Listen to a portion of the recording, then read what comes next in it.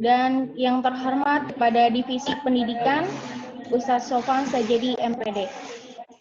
Dan yang saya hormati pula Ketua Permata Ibu Erna Indrayani. Dan yang kami banggakan juga seluruh peserta yang sudah hadir pada acara webinar parenting hari ini. Baik, kita buka acara parenting pada hari ini dengan membaca basmalah bersama-sama. Bismillahirrahmanirrahim. Yang kedua, selanjutnya pembacaan tilawah yang akan dibacakan oleh Ananda Faisal Helmi dan Ananda Akhila. Ananda.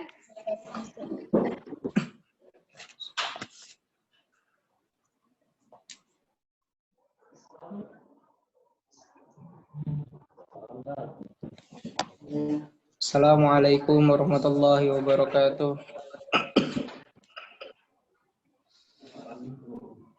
A'udzu billahi minasy syaithanir rajim. Bismillahirrahmanirrahim. Wattaba'u ma tatlu asy-syayatin 'ala mulki Sulaiman. وما كفر سليمان ولكن الشياطين كفروا يعلمون الناس السحر وما أنزل على الملكين ببابل هاروت وماروت وما يعلمان من أحد حتى يقولا إنما نحن فتنة فلا تكفر فيتعلمون منهما ما يفرقون به بين المرء وزوجه وما هم بضارين به من أحد إلا بإذن الله فيتعلمون ما يضرهم ولا ينفعهم ولقد علموا لمن اشتراه ما له في الآخرة من خلاق ولبئس ما شروا به أنفسهم لو كانوا يعلمون ولو أنهم آمنوا واتقوا لمثوبة من عند الله خير لو كانوا يعلمون يا أيها الذين آمنوا لا تقولوا راعنا وقولوا انظرنا واسمعوا وللكافرين عذاب أليم ما يود الذين كفروا من أهل الكتاب ولا المشركين أن ينزل عليكم من خير من ربكم والله يختص برحمته من يشاء والله ذو الفضل العظيم صدق الله العظيم. Dan mereka mengikuti apa yang dibaca oleh setan-setan pada masa kerajaan Sulaiman. Sulaiman itu tidak kafir, tetapi setan-setan itulah yang kafir. Mereka mengajarkan sihir kepada manusia dan apa yang diturunkan kepada dua malaikat di negeri Babilonia, yaitu Harut dan Marut. Padahal keduanya tidak mengajarkan sesuatu pada seseorang sebelum mengatakan, sesungguhnya kami hanyalah cobaan bagimu. Sebab itulah janganlah kafir. Maka mereka mempelajari dari keduanya malaikat itu apa yang dapat memisahkan antara seorang suami dengan istrinya. Mereka tidak akan dapat mencelakakan seseorang dengan sihir, kecuali dengan izin Allah. Mereka mempelajari sesuatu yang mencelakakan dan tidak memberi manfaat kepada mereka. Dan sungguh, mereka sudah tahu barang siapa membeli menggunakan sihir itu, niscaya tidak akan mendapatkan keuntungan di akhirat. Dan sungguh, sangatlah buruk perbuatan mereka yang menjual dirinya dengan sihir. Sekiranya mereka tahu, dan jika mereka beriman dan bertakwa, pahala dari Allah pasti lebih baik. Sekiranya mereka tahu, ketidaksopanan Yahudi terhadap Nabi dan sahabat-sahabatnya. Wahai orang-orang yang beriman, janganlah kamu katakan ra'ina, tetapi katakanlah uzurna. Dan dengarkanlah, dan orang-orang kafir akan mendapatkan azab yang pedih. Orang-orang kafir dari ahli kitab dan orang-orang musyrik tidak menginginkan diturunkannya padamu suatu kebaikan dari Tuhanmu, tetapi secara khusus Allah memberikan rahmat-Nya pada orang yang Dia kehendaki. Dan Allah pemilik karunia yang besar. Wassalamualaikum warahmatullahi wabarakatuh.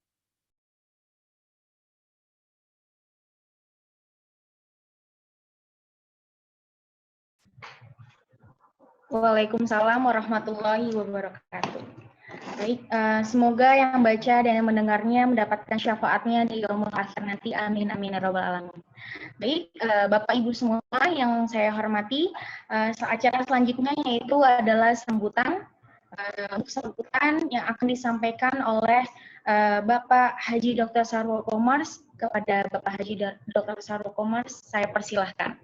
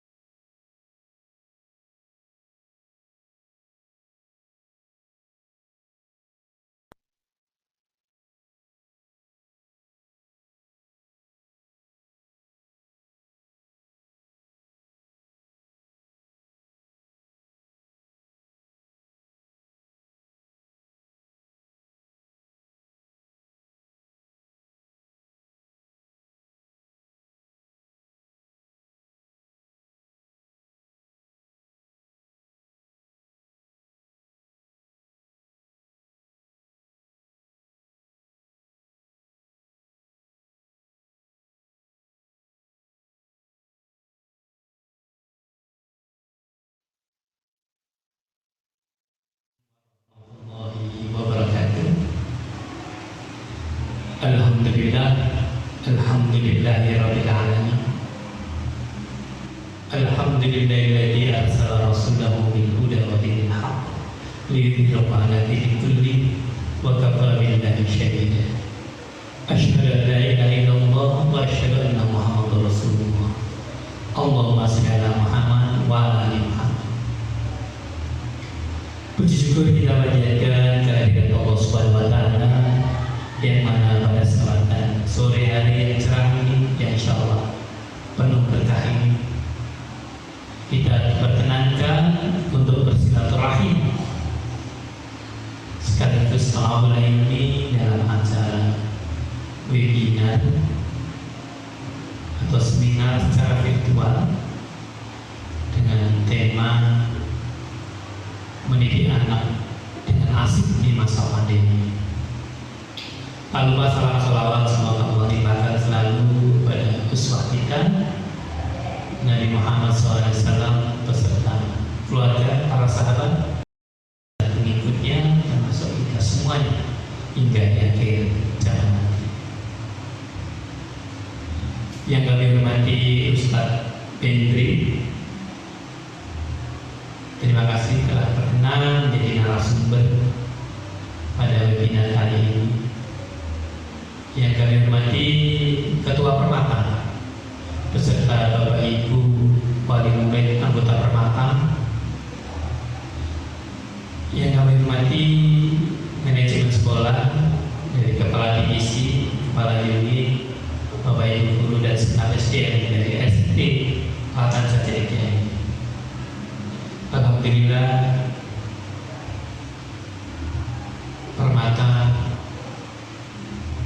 berkenan menginisiasi adanya acara ini, acara yang sangat bagus sekali, yaitu acara yang sangat berguna bagi kita semua sebagai orang tua, yaitu webinar dengan tema mendidik anak asik di masa pandemi.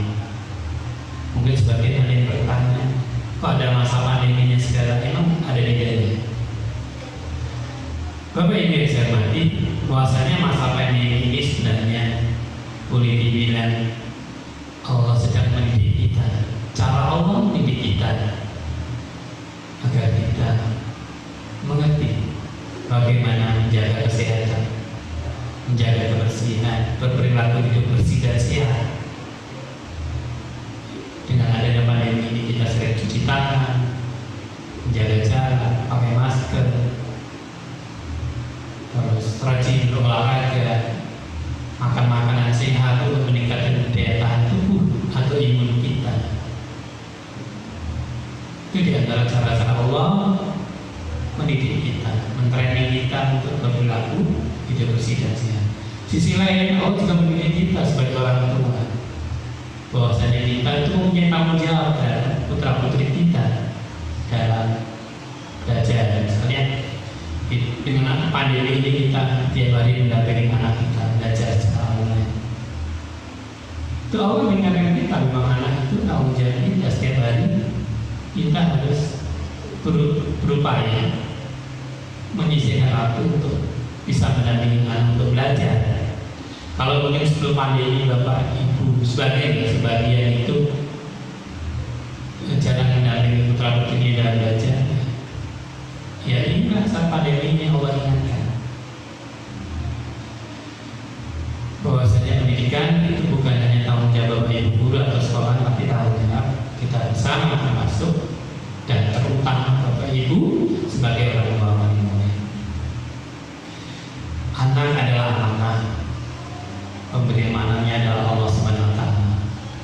Jadi Allah menitipkan putra putri pada kita semuanya itu untuk dijaga, dididik sesuai dengan harapan yang memberi amanah untuk dia.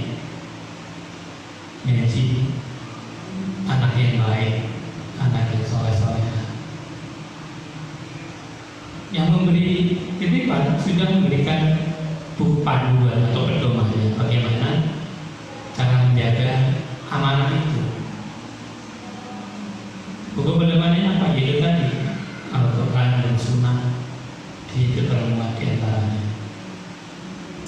Yang nanti insya Allah pasti akan dijelaskan oleh Ustaz Bindri. Anak juga merupakan aset, ibarat benda, walaupun bukan benda mati ya. Anak itu adalah tabungan bagi orang tuanya. Seperti janji Allah, salah satu di antara amal jariah itu adalah anak yang soleh dan solehah, yang telah akan memberikan pahala bagi Bapak Ibu semuanya, tiada putusnya hingga akhir nanti kita di akhirat. Tentu kalau Bapak Ibu tahu bahwa anak itu aset yang sangat berharga, anak soleh solehah itu aset yang sangat berharga, pastinya Bapak Ibu akan berusaha menjadikan putra putrinya menjadi anak yang soleh dan solehah. Tentunya itu. Dan anak adalah generasi penerus bangsa dan agama. Jadi baik buruknya generasi masa depan bangsa dan agama kita adalah ada di pundak anak-anak kita. Semoga Allah senantiasa memberikan kekuatan kita untuk menjadikan atau untuk mengemban amanahnya bisa menjadi anak soleh dan soleh sebagaimana harapan dari apa yang Allah amanahkan pada kita semuanya. Kita sama-sama belajar Bapak Ibu semuanya, sama-sama belajar dan berusaha. Dan tentunya memang tidak mudah mendidik anak sesuai harapan kita, sesuai harapan menjadi anak soleh-solehah, karena kita harus mengerti tentang psikologi anak, dan di antaranya nanti akan disampaikan oleh Ustaz Bindri bagaimana mendidik anak dengan menyenangkan. Baik, sekali lagi kami ucapkan terima kasih pada Pak Mata dan pada Ibu guru dan segenap yang telah membantu terselenggaranya acara ini. Insyaallah acara ini sangat berguna dan sangat menambah pengetahuan dan keilmuan bagi kita semuanya. Saya akhiri, wassalamualaikum warahmatullahi wabarakatuh. Assalamualaikum.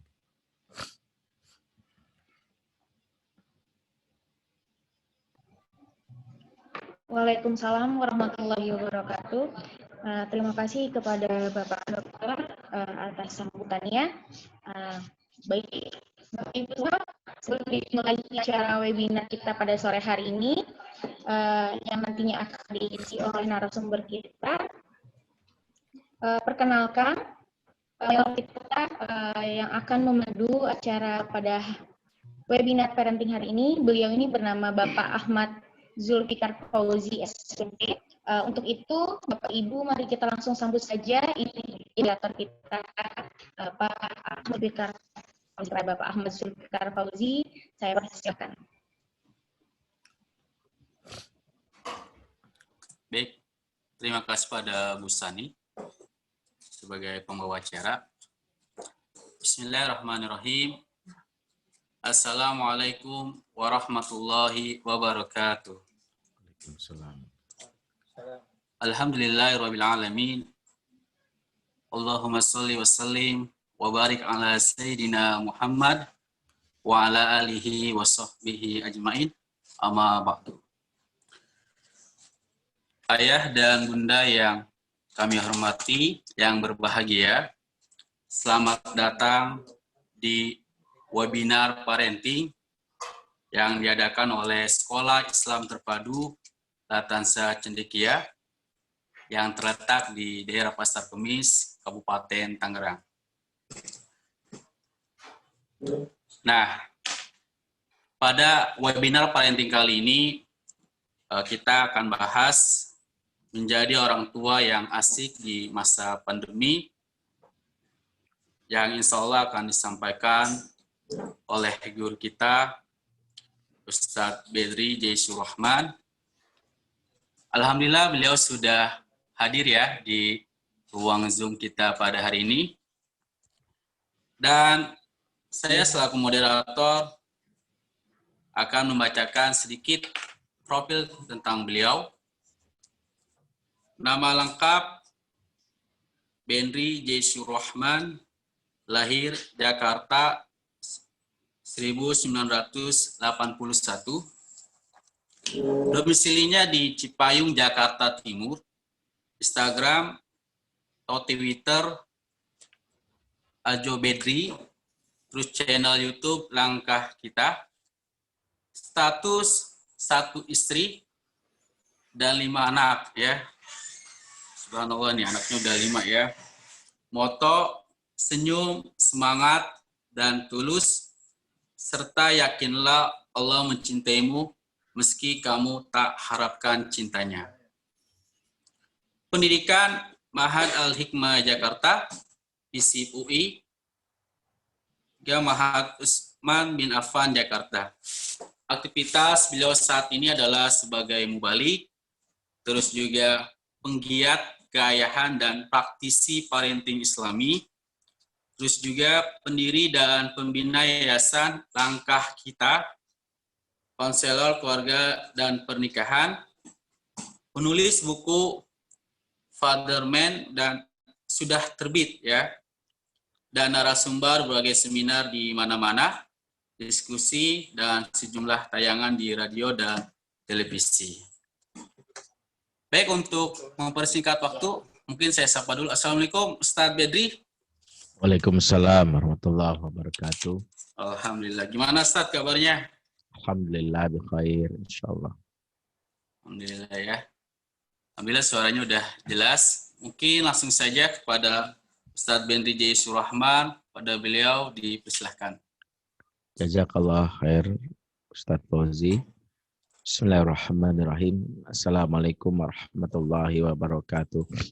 Waalaikumsalam warahmatullahi wabarakatuh. Alhamdulillah, assalatu wassalamu ala rasulillah wa ala alihi wa sahbihi wa mawalah. Asyhadu an la ilaha illallah wahdahu la syarikalah Wa asyhadu anna Muhammadan abduhu wa rasuluhu la nabiyya ba'dah. Wa la haula wa la quwata illa billahi wa ba'd. Yang saya muliakan, saya hormati Kepala Yayasan dari Sekolah SIT Latansa Cendekia Pasar Kemis Tangerang, buat seluruh kepala sekolah baik dari tingkat SD maupun SMA, juga buat para guru yang semasa pandemi ini kami sangat mengapresiasi kerja kerasnya untuk supaya bisa menyelenggarakan pembelajaran bagi siswa-siswinya di rumah, di mana punya tanggung jawab juga sebagai orang tua bagi anak masing-masing, namun tetap berupaya ya menjalankan perannya sebagai guru di sekolah. Inilah Masya Allah kita wajib mengapresiasi para guru, dan terutama juga buat para ayah dan bunda, bagaimana di masa pandemi ini pun sejatinya juga mendapatkan peran baru, yang inilah salah satu nikmat Allah yang wajib disyukuri. Alhamdulillah, kesempatan di sore hari ini kita memuja Allah, diberikan banyak sekali nikmat. Salah satunya kita bisa silaturahim walaupun via online, dan ini adalah nikmat Allah di antara ya mungkin situasi sulit yang kita rasakan. Memang kita dalam hal ini tidak bisa berkumpul, berkerumun, namun kita mensyukuri munculnya teknologi digital yang membuat kita terhubung dari rumah masing-masing. Inilah salah satu bukti dari firman Allah, fa inna ma'al usri yusra, inna ma'al usri yusra. Di balik kesulitan ada kemudahan. Dan kita rasakan hari ini kemudahan-kemudahan yang kita alami hari ini di tengah kesulitan yang kita rasakan. Inilah salah satunya lewat teknologi digital yang hadir membuat kita bisa terhubung dari rumah. Nggak kebayang kalau pandemi ini terjadi 30 tahun yang lalu. Ya, sekiranya terjadi 30 tahun yang lalu, orang dipaksa berbulan-bulan di rumah, ya, hiburannya cuma nonton TV doang, ya, sampai hafal semua iklan kan begitu. Karena bingung apalagi lakukan. Bagi yang punya pasangan, alhamdulillah masih punya hiburan, katanya begitu. Kasihan yang jomblo gitu, mau keluar rumah takut corona, di dalam rumah merana begitu. Tapi hari ini alhamdulillah tidak sampai segitu nasibnya ya, tapi masih bisa terhubung meskipun dari rumah. Ayah bunda melakukan Allah Subhanahu wa taala. Di masa pandemi ini kita mensyukuri nikmat Allah untuk berkumpul bersama segenap para anggota keluarga, dan ini adalah salah satu cara Allah untuk menyadarkan kita, khususnya para orang tua, bahwa rumah selama ini bukan sekedar sebagai maskan atau ma'wa, tempat sekedar bernaung, tapi rumah pun sejatinya memiliki peran yang utama, yaitu sebagai madrasah. Ini yang hari ini beberapa bulan semasa pandemi ini kita alami, betapa kita dipaksa menjadikan rumah sebagai madrasah. Dan seharusnya kita ambil momen ini, momen yang sejatinya bisa menjadi sebuah peristiwa yang kalau kita manfaatkan menjadi sebuah momen emas, ya, bahkan dianggap sebagai memorable moment. Apa itu memorable moment? Momen yang akan dikenang oleh anak-anak di masa dewasa, tentang betapa masa pandemi ini mengajarkan tentang hal-hal yang justru di luar perkiraan kita. Mereka justru bersyukur bisa berlama-lama dengan ayah dan bundanya, kan begitu. Dulu sebelum pandemi ada, kalau ditanya ayahmu mana, ya, jawabnya auah gelap, ya, karena ayah hadir pas gelap-gelap doang kan gitu. Sebelum matahari terbit dan setelah matahari terbenam kan gitu. Jadi ayah sejenis Batman lah gitu ya, nggak punya sayap bedanya. Jadi ayah dianggap manusia yang hadir di saat kegelapan. Namun justru ketika pandemi ini terjadi, anak-anak merasakan bisa intens berinteraksi dengan ayah. Bagaimana mereka bisa sering bergaul dengan ayahnya.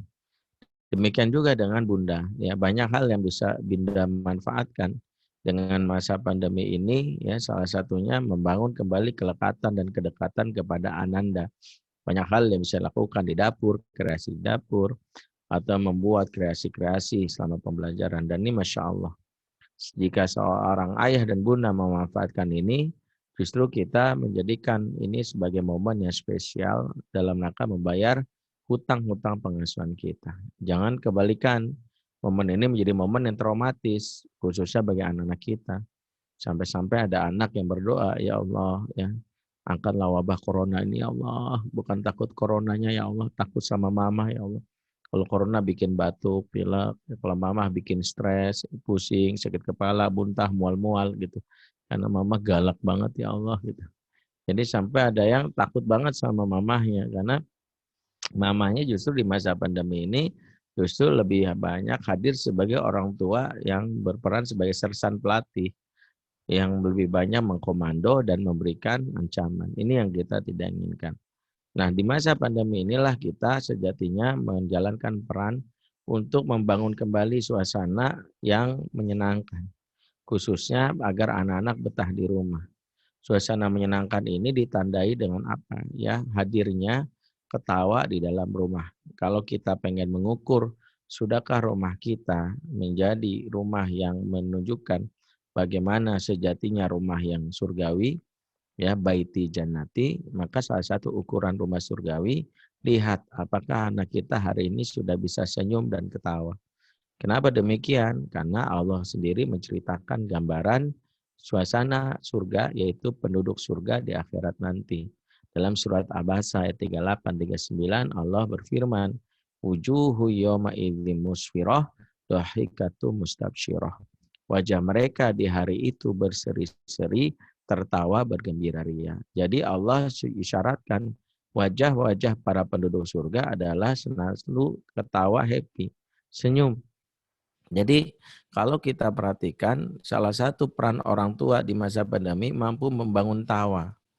Jadi justru tawa ini menjadi salah satu yang harus dijadikan sebagai sebuah hal yang menjadi target para orang tua, ya, karena ketawa adalah tadi bagian dari yang disebut ciri rumah tangga surga.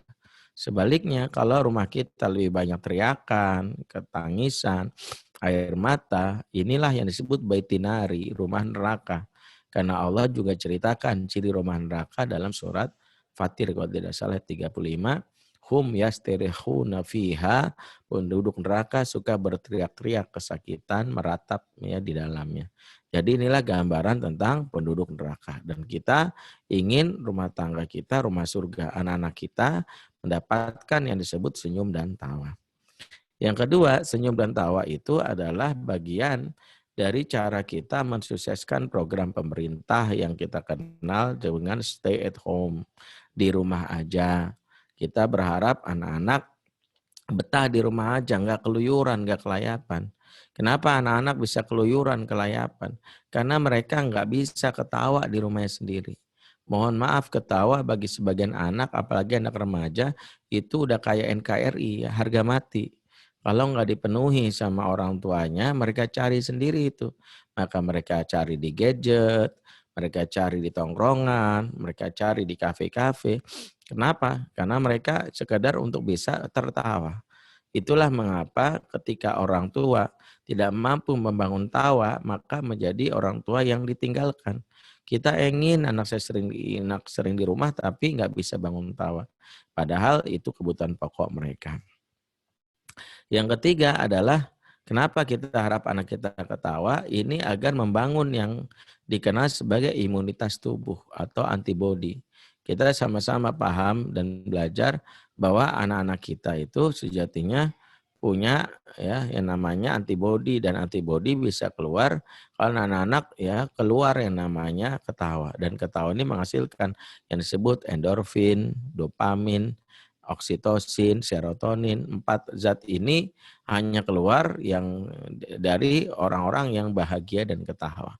Makanya kalau anak-anak bisa ketawa, bahagia, mereka bisa muncul antibodinya. Dan ini berkebalikan kalau anak-anak malah stres, nangis, malah mereka sangat berentan untuk sakit. Ini juga yang harus kita pahami. Yang ketiga. Yang keempat, kenapa anak-anak harus ketawa? Karena ketawa ini juga cara mudah untuk belajar. Karena sejatinya pembelajaran itu pakai rumus yang diberikan oleh Allah kepada otak manusia. Otak manusia ini secara riset memiliki otak berpikir yang disebut ya otak mamalia. Ya, jadi otak mamalia ini terdiri dari 2. Ada bagian disebut limbix, ada sebagian disebut korteks. Limbix dan korteks ini sangat berkaitan. Di antara limbik dan korteks ada bagian penghubung namanya insula. Insula ini sejenis paralon lah, pipa yang menghubungkan agar informasi bisa terima untuk difikirkan oleh korteks. Kalau limbix dalam hal ini terbuka karena happy, maka insula terbuka dan otak korteks bisa berpikir.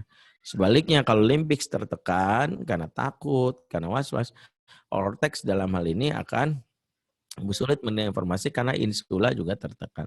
Jadi betapa salah satu yang kita harapkan agar anak-anak kita ya bisa mendapatkan yang namanya tawa.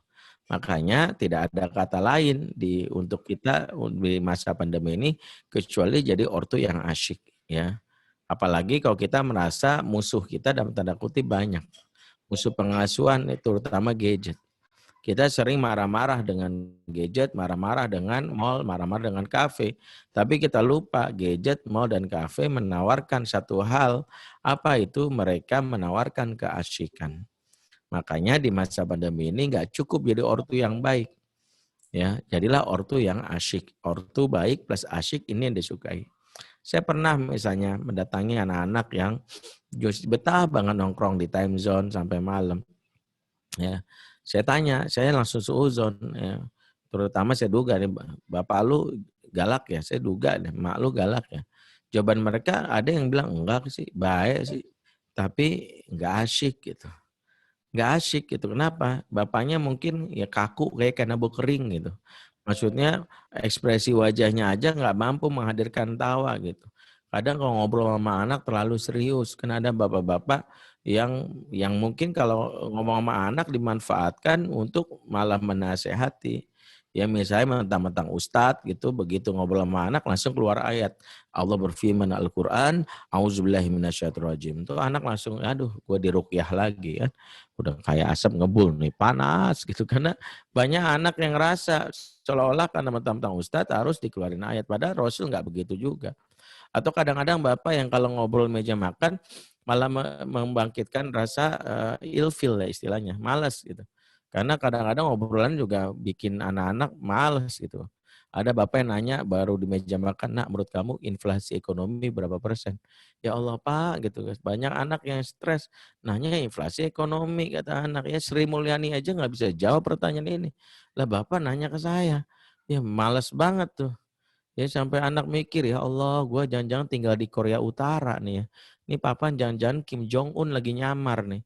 Kaku banget hidup. Nah, ketika anak merasa bahwa bapaknya udah kayak Kim Jong Un, yang super dingin, ya, yang cuman bisa menghukum, gak bakal ada yang namanya suasana asik di rumah, maka inilah awal mereka tertarik untuk berada di luar rumah. Maka kenapa menjadi ortu asik ini wajib kita ya lakukan. Salah satunya menjadi ortu asik ini adalah menularkan emosi-emosi positif yang anak mendapatkan rasa nyaman saat berada di rumah. Emosi positif ini termasuk ya memunculkan perasaan bahagia, perasaan untuk bertawa ya, dan ini salah satu peran ya orang tua. Dan peran orang tua untuk bisa mendapatkan ya rasa kebahagiaan, bisa senyuman, bisa tawa ini tidak mungkin kalau orang tua dalam hal ini suami istri, ayah bunda sudah sepakat dalam hal ini sudah menjalin keharmonisan. Karena sulit anak bisa mendapatkan senyuman bermula dari ibu yang selama ini sering berinteraksi dalam keadaan ibu yang stres. Ibu yang tertekan, ibu yang dalam keadaan stres karena masalah dengan pasangan, berakibat emosi anak pun ditulari dengan perasaannya. Hampir 80% masalah anak bermula dari suami istri yang tidak harmonis. Makanya banyak anak-anak yang bete kalau bersama ibunya, ya bukan karena salah ibunya, karena ibu dan bapak yang tidak menjalin kelekatan.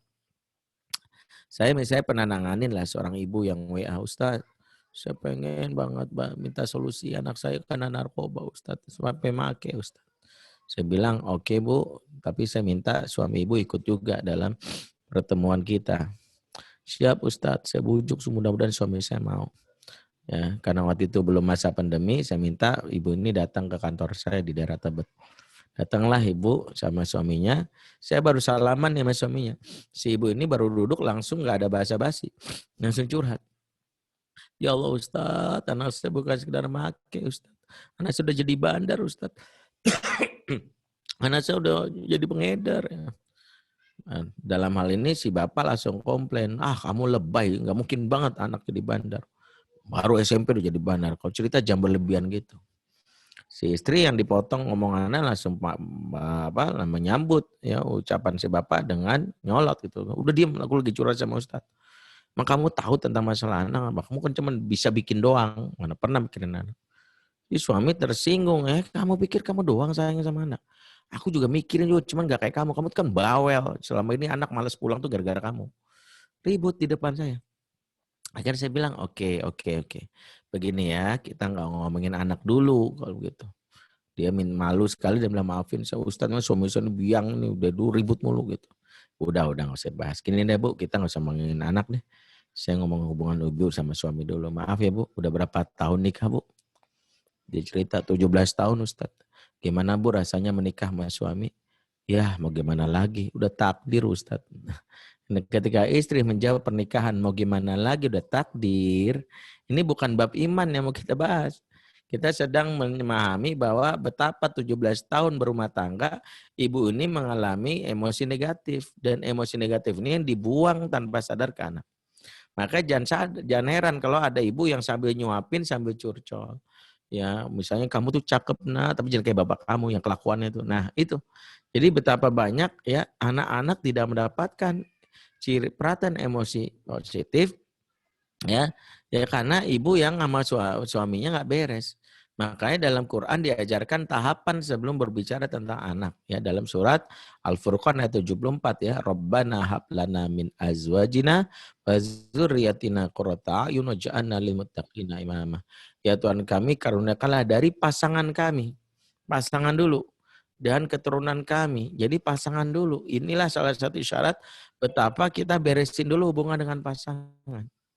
Ya, bagaimana mungkin ibu-ibu itu bisa menerbitkan emosi positif, jadikan suasana asyik kalau ibu sendiri tertekan setiap harinya. Ya, padahal Quran sudah menceritakan isyarat betapa hubungan antara emosi ibu dengan anak. Dalam surat Al-A'raf ya ayat 58 Allah berfirman, "Wal baladu thayyibu yakhruju nabatuhu biizni rabbih." Dan tanah yang baik akan keluar darinya tanaman-tanaman yang baik.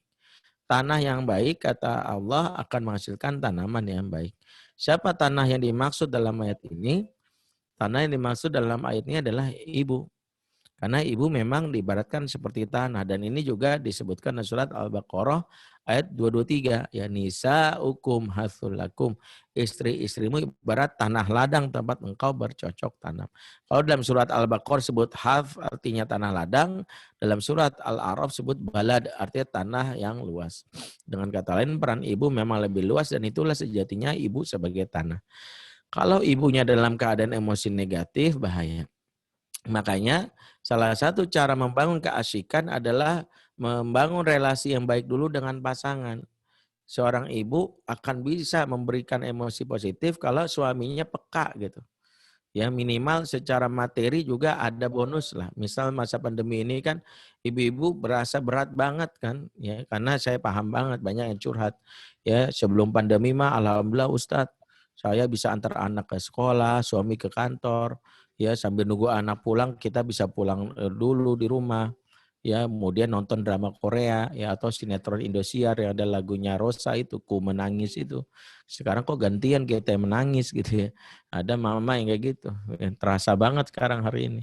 Dulu mah kita sering ngemol Ustadz, sekarang sering ngemil ya. Ustadz tahu kan bedanya ngemol sama ngemil? Kalau ngemol itu ya membuat banyak pengeluaran ya.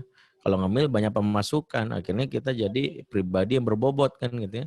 Mentang-mentang dulu nikah ditanya sama mertua, mana bibit, bebet, dan bobot ya. Sekarang tinggal bobotnya. Nah sekarang banyak mama yang begitu. Akhirnya merasa ya. Dan itu kalau nggak dikompensasi oleh suami yang peka, Masya Allah. Makanya seorang suami dalam hal ini, ya saya nggak tahu ya, hampir setiap kajian-kajian parenting ini, nggak tahu bapak-bapaknya ya nggak pernah ikut ya. Ya, ibu-ibu aja. Sebenarnya ibu-ibu ini udah nggak butuh lagi, udah sering dapat nasihat gini. Yang pengen tuh suami itu, makanya suami seret sebentar dah dengerin dulu. Supaya paham bahwa yang membuat ibu-ibu ini lelah dalam mengasuh adalah karena suami atau bapak yang nggak peka. minimal kalau nggak bisa memberikan yang namanya kebutuhan material ya, kebutuhan material ya kita tahu lah yang namanya kebutuhan material ya minimal kejutan-kejutan lah gitu. Misalnya kalau lagi istri lagi tidur ya periksa yang namanya keranjang belanjanya ya kemudian ya mungkin yang keranjang belanja di Shopee bayarin gitu ya. Ya ternyata nggak jadi, ternyata yang belanja 99 item ya nggak jadi dah. Niatnya mau ngasih kejutan tapi nyesek juga. Banyak juga yang belanja ya, tapi niatnya begitu baik lah. Atau berikan puisi yang membahagiakan ya. Puisi yang paling suka ibu-ibu tuh simple. Ya, judulnya transfer. Aku transfer ya. Udah selesai ya, nggak usah panjang-panjang. Iya, sudah aku transfer. Judulnya transfer, singkat, padat, dan ngejelep ke hati. Nggak usah pakai puisi-puisi yang sok kopas dari, ya kadang ada salah ngambil puisi juga bikin enak gitu. Ada seorang suami mau bikin puisi yang ambil puisinya Khairil Anwar. Ya, aku ini binatang jalang. So, istrinya balas, emang. Gitu. Karena nggak tahu diri. Suaminya ngapain gue bikin puisi kayak gitu. Ada suami yang lebih pede lagi. Ya suaminya malah bikin puisi judulnya Pangeran Diponegoro. Alah ini kan puisi perang kata suaminya. Ini syarat perang maksudnya. Ngapain puisi kayak gini. Jadi minimal seorang suami mampu memberikan rasa nyaman dengan tadi ya secara fisik ya memberikan materi ya. Kalau dalam hal ini materi nggak sanggup ya adalah sebagian suami bilang ya Allah Ustadz ya susah lah kita juga dalam kondisi sulit ekonomi lagi sulit. Ya, maka bantulah istri mendapatkan emosi positif agar ditularkan ke anak dengan yang sebut yaitu adalah dengan kebutuhan batin atau nafkah batin. Nafkah batin itu yang sekarang lagi dibutuhkan banget oleh istri, di mana nafkah batin bukan, mohon maaf, bukan berhubungan suami istri, bukan. Nafkah batin bagi istri itu ada 5 yang diharapkan dari suaminya. Wanita satu butuh dipahami, yang kedua dia butuh dihargai, yang ketiga dia butuh dicintai, yang keempat dia butuh merasa aman, yang kelima dia butuh merasa bernilai. Ya ingat tuh dipahami, dihargai, dicintai, aman dan bernilai. Ya maksudnya dipahami gimana? Ya kadang seorang suami harus peka dengan kode-kodean dari istri. Kalau istri di dapur sudah mengadu antara piring, panci dengan sendok, jangan kita sok bego dan bilang, wah orkestra yang luar biasa. Itu lagi protes ya. Kalau piring udah diadu sama panci, sudah sama wajan, itu tandanya dia lagi untuk menunjukkan emosi amarahnya. Hanya suami yang polos yang nggak ngerti ya karena dia nggak ngerti kode-kodean ya mungkin karena bukan anggota intelijen yang biasanya ngerti kode-kodean intel atau mungkin dia dulu nggak pernah ikut ekskul pramuka jadi nggak ngerti ya tentang masalah ini. Jadi kalau istri sudah menunjukkan itu pahamilah sebagaimana Rasulullah SAW misalnya ketika Ummul Mukminin Aisyah mendapatkan kiriman makanan ke rumahnya di mana makanan ini dikirimkan oleh istri Rasul yang lain dan Rasulullah menerimanya dalam hal ini Aisyah menerimanya tapi Aisyah nggak bisa nahan perasaan negatifnya dia cemburu karena dia meyakini kalau di rumah saya suami wajib makan masakan saya ya tidak terima delivery order kan gitu ya itu Aisyah maka begitu dapat kiriman makanan dari istri yang lain dibawa ke depan Rasul apa yang dilakukan oleh Aisyah dibanting depan Rasul tentu jangan jadikan kisah ini sebagai pembenaran untuk banting piring depan suami gitu. Tapi ini dialami oleh Rasul. Dan sekiranya itu kita, mungkin kita sudah marah para suami ya. Ya kamu tuh bikin malu ya. Di hadapan yang lain malah banting piring. Tapi untungnya ya Aisyah memiliki suami yang luar biasa itu Rasulullah. Alih-alih memarahi Rasulullah melakukan apa yang menjadi salah satu hak wanita untuk dipahami. Apa kata Rasulullah kepada Aisyah? Gorot ummukum. Ibu kalian lagi cemburu. Nah ini menarik. Ya Rasulullah melakukan apa yang ibu kalian lagi cemburu. Jadi bukan ujung-ujungnya ngomel-ngomel. Makanya kalau pagi-pagi ibu-ibu ngegas. Ya kan ibu-ibu tuh biasanya pagi ngegas. Kamu gitu ya misalnya. Kamu udah mama bilang berkali-kali. Ya suami yang baik harus menyadari bukan menambah bebannya dengan mengatakan mama kamu tuh bikin anak stres nanti kalau gini. Kamu tuh gimana sih? Itu malah nambah kisruh tuh. Istri malah kesel tuh, diancem tuh, ntar malam tidur di teras sama kucing gitu itu karena kesel sama suami yang kayak gini. Ya justru dibutuhkan oleh istri kalau udah kayak gitu adalah memahami perasaan dan kalimat, nak, mamah lagi capek. Mama lagi banyak pikiran, yuk bantu mama. Jadi hal ini malah membantu istri untuk menjalankan perannya secara maksimal gitu ya. Jadi inilah yang harus dilakukan oleh seorang suami, dipahami. Yang kedua dihargai ya. Wanita ya apapun yang dilakukan kepada anak nggak boleh dibandingkan. Kadang ada lisan yang mohon maaf itu ya, maksudnya membandingkan malah menjatuhkan. Kamu baru anak 3 aja kamu udah protes ya. Itu guru sekolah pengajar anak 30 nggak ada yang kayak kamu. Ya. Kalau kita pahami maksud ini malah menyakitkan. Betul, kita apresiasi para guru mah emang hebat-hebat. Berapa kali saya katakan ini. Tapi membandingkan dengan istri di rumah juga nggak pas. Ya. Para suami harus ngerti. Ya, bagaimana para wanita, para istri itu dalam hal ini ya nggak bisa bandingkan. Kalau guru nggak ngajar anak, mohon maaf ya 30 misalnya. Ya, tapi kan dia fokus ngajar sejak awal dari berangkat dari rumah. Gak ada tugas lain. Kalau ibu kadang ngajar anak 3 sambil mikirin, ya abis ini belanja ke warung Bu Mumun tutup jam berapa ya? Oh iya kan mau masak pepes ikan mas, ya mana belum beli ininya lagi. Oh iya ada yang order cilok, sambalnya minta dipisah. Oh iya arisannya Bu Mumun harus dikumpulin hari ini. Oh iya Pak Bu RT nanti katanya mau ada ngajak ya ketemuan. Jadi banyak tuh dipikirin mak-mak di rumah. Gak sekadar ngajar anak 3, dia mikirin banyak hal. Ya. Ya, kadang kalau guru sekolah pun ngajar 30 anak, dia juga seragam, anak-anaknya 3, kelas 3 semua, kelas 4 semua. Kalau ibu-ibu kadang dari mulai TK sampai SMP gitu ya. Sementara tidak semua ibu memahami pelajaran SMP. Ya, ketika anak-anaknya, mah rumus Pitagoras apa sih? Gak usah naik Pitagoras, pita mamah aja di kemarin gak ketemu-temu. Ya, kan kadang-kadang gitu.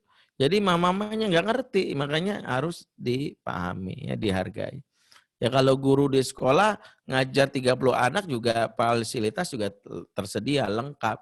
Ya, mau belajar melukis, ada kertasnya, ada krayonnya, ada main bola kalau mau olahraga. Kalau kadang-kadang ibu di rumah begitu pagi-pagi dapat WA dari sekolah, ya hari ini kita akan bikin telur bebek asin. Waduh, bebeknya mana lagi? Ada bebek Honda tuh di sebelah. Aduh, gimana caranya?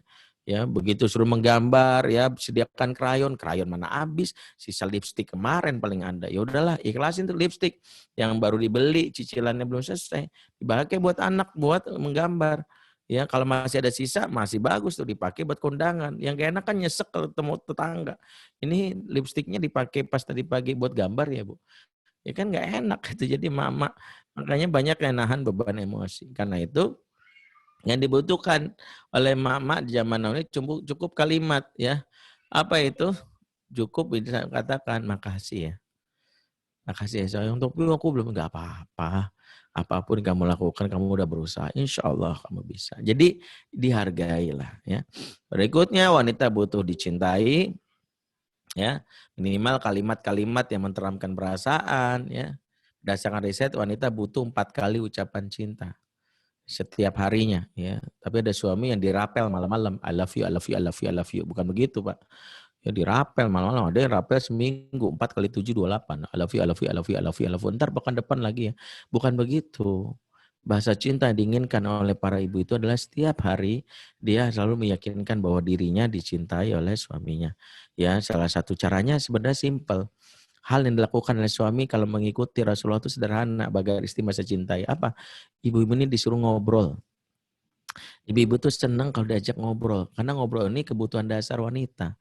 Banyak lelaki yang nggak paham bahwa wanita yang sehat jiwanya minimal keluar 20.000 kata per hari. Kalau mau sehat tuh wanita butuh 20.000 kata per hari. Makanya kalau mau aman ibu-ibu jadi penyiar radio ya atau MC lah. Makanya harusnya kajian ini moderatornya jangan Ustadz Fauzi. Ya. Ustadz Fauzi kan laki-laki. Nggak harus ngobrol Ustadz Fauzi. Buat apa? Harusnya ibu-ibu nih gantian. Karena ibu-ibu butuh ngobrol. Karena ibu-ibu butuh ngomong gitu. Ya, ibu-ibu kan ini bingung. Suaminya nggak pernah ngasih kesempatan ngomong. Malam-malam ngomong tidur gitu ya. Ini ibu-ibu tuh butuh ngomong. Makanya saya sih kadang-kadang kalau kayak gini. Ibu-ibu gantian dah jadi MC. Ya. Karena kesehatan jiwa ibu dibutuhkan. Ya, emang ibu-ibu tuh ngomong gitu ya. Dan kalau ibu-ibu udah mulai ngomongnya patah, singkat, jangan GR. Ingat ini buat para suami ya. Sejatinya tidak ada wanita pendiam. Yang ada adalah wanita yang terluka hatinya. Makanya kalau wanita udah diam, wah bahaya tuh. Apalagi kalau ngomongnya ada patah-patah, itu bahaya tuh. Kamu udah makan belum? Udah. Makan apa? Ayam. Ayam apa? Goreng. Nah udah tuh, udah bahaya tuh. Buru-burulah kita usap punggungnya. Ya kalau perlu ngusapnya pakai 100 ribuan segepok tuh, insya Allah sih cepet tuh. Ya, itu kayak gitu. Kalau ibu-ibu udah ngomong patah-patah tuh bahaya. Tapi udah ngomongnya panjang, luas, lebar, sehat itu. Kamu udah makan belum? Udah, kan tadi kau beli ayam goreng tengah jalan ketemu Bu Tejo. Bu Tejo cerita, Pak katanya Pak Lurah nikah lagi sama janda sebelah. Janda ini katanya agen asuransi syariah. Oh kita daftar 1 juta, ntar di akhir tahun kita dapat 50 juta. Kita gimana daftar asuransi syariah aja ya Pak? Perasaan tadi kita ngomong ayam goreng deh. Nah begitu lebih Bu, dari ayam goreng ujung-ujungnya asuransi syariah. Emang kadang-kadang gitu. Dari ngomongin COVID-19 nanti ujung-ujungnya pilkada. Nah, emang begitu. Saking sehatnya ibu-ibu ngomongnya banyak. Emang ibu-ibu kalau sehat itu ngomongnya banyak yang dibicarain. Makanya ibu-ibu tuh kalau sehat itu luar biasa. Kadang belanja aja nggak bisa satu kalau lagi sehat gitu. Niat dari rumah beli Rinso, pulang buat TV LG, iPhone Max Pro yang 12, ya seperangkat Tupperware, brosur apartemen aja dibawa gitu.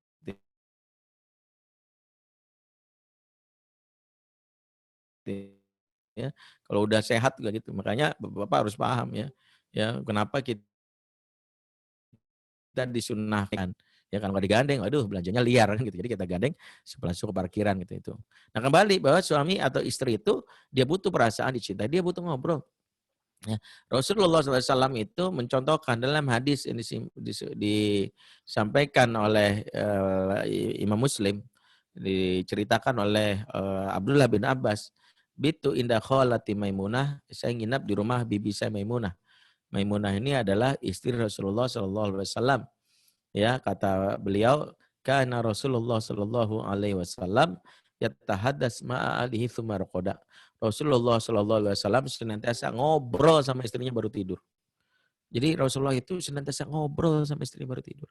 Jadi memang salah satu cara membuat besok pagi anak-anak diajar dengan cara yang menyenangkan, malam-malam itu emosi negatif itu dikuras. Makanya para suami harus paham salah satu fungsi suami malam hari adalah TPS, tempat pembuangan sampah emosi. Bapak itu memang tempat pembuat sampah emosi. Jadi salah satu caranya berikan hak supaya ibu-ibu ini bisa ngomong, bisa cerita. Ya, berikan haknya untuk bisa mendapatkan tadi cerita. Nah, kalau paham malamnya udah beres, ya, begitu dia sudah pagi-paginya, pastinya kita mudah menularkan emosi positif. Yang namanya ortu asyik itu didapati dari mana? Pagi-pagi yang happy dengan senyuman, mulailah dengan pertanyaan-pertanyaan, ya. Kalau yang dicontohkan, kalau pagi-pagi itu berikanlah salah satu hak anak untuk dibangunkan oleh ayahnya. Ternyata riset mengatakan bahwa anak itu lebih pas dibangunkan oleh ayahnya, ya, dibandingkan oleh ibunya. Ya, kenapa? Karena anak itu pagi-pagi butuh proyeksi tokoh. Nah, Abdullah bin Abbas selalu numpang tidur sama bibinya supaya dibangunkan Rasulullah. Karena dia ingin seperti Rasulullah sebagai ahli dalam bidang Quran di bidang. Karena itulah harusnya yang harus kita lakukan para suami, ayah kalau pagi-pagi itu bangunin anak. Ya. Karena anak yang pagi hari dibangunkan oleh ayahnya lebih berprestasi dibandingkan jika dibangunkan ibunya. Ini riset. Ya, kenapa? Karena setiap dia bangun dia melihat wajah ayah, dia ingin dunianya seperti ayah.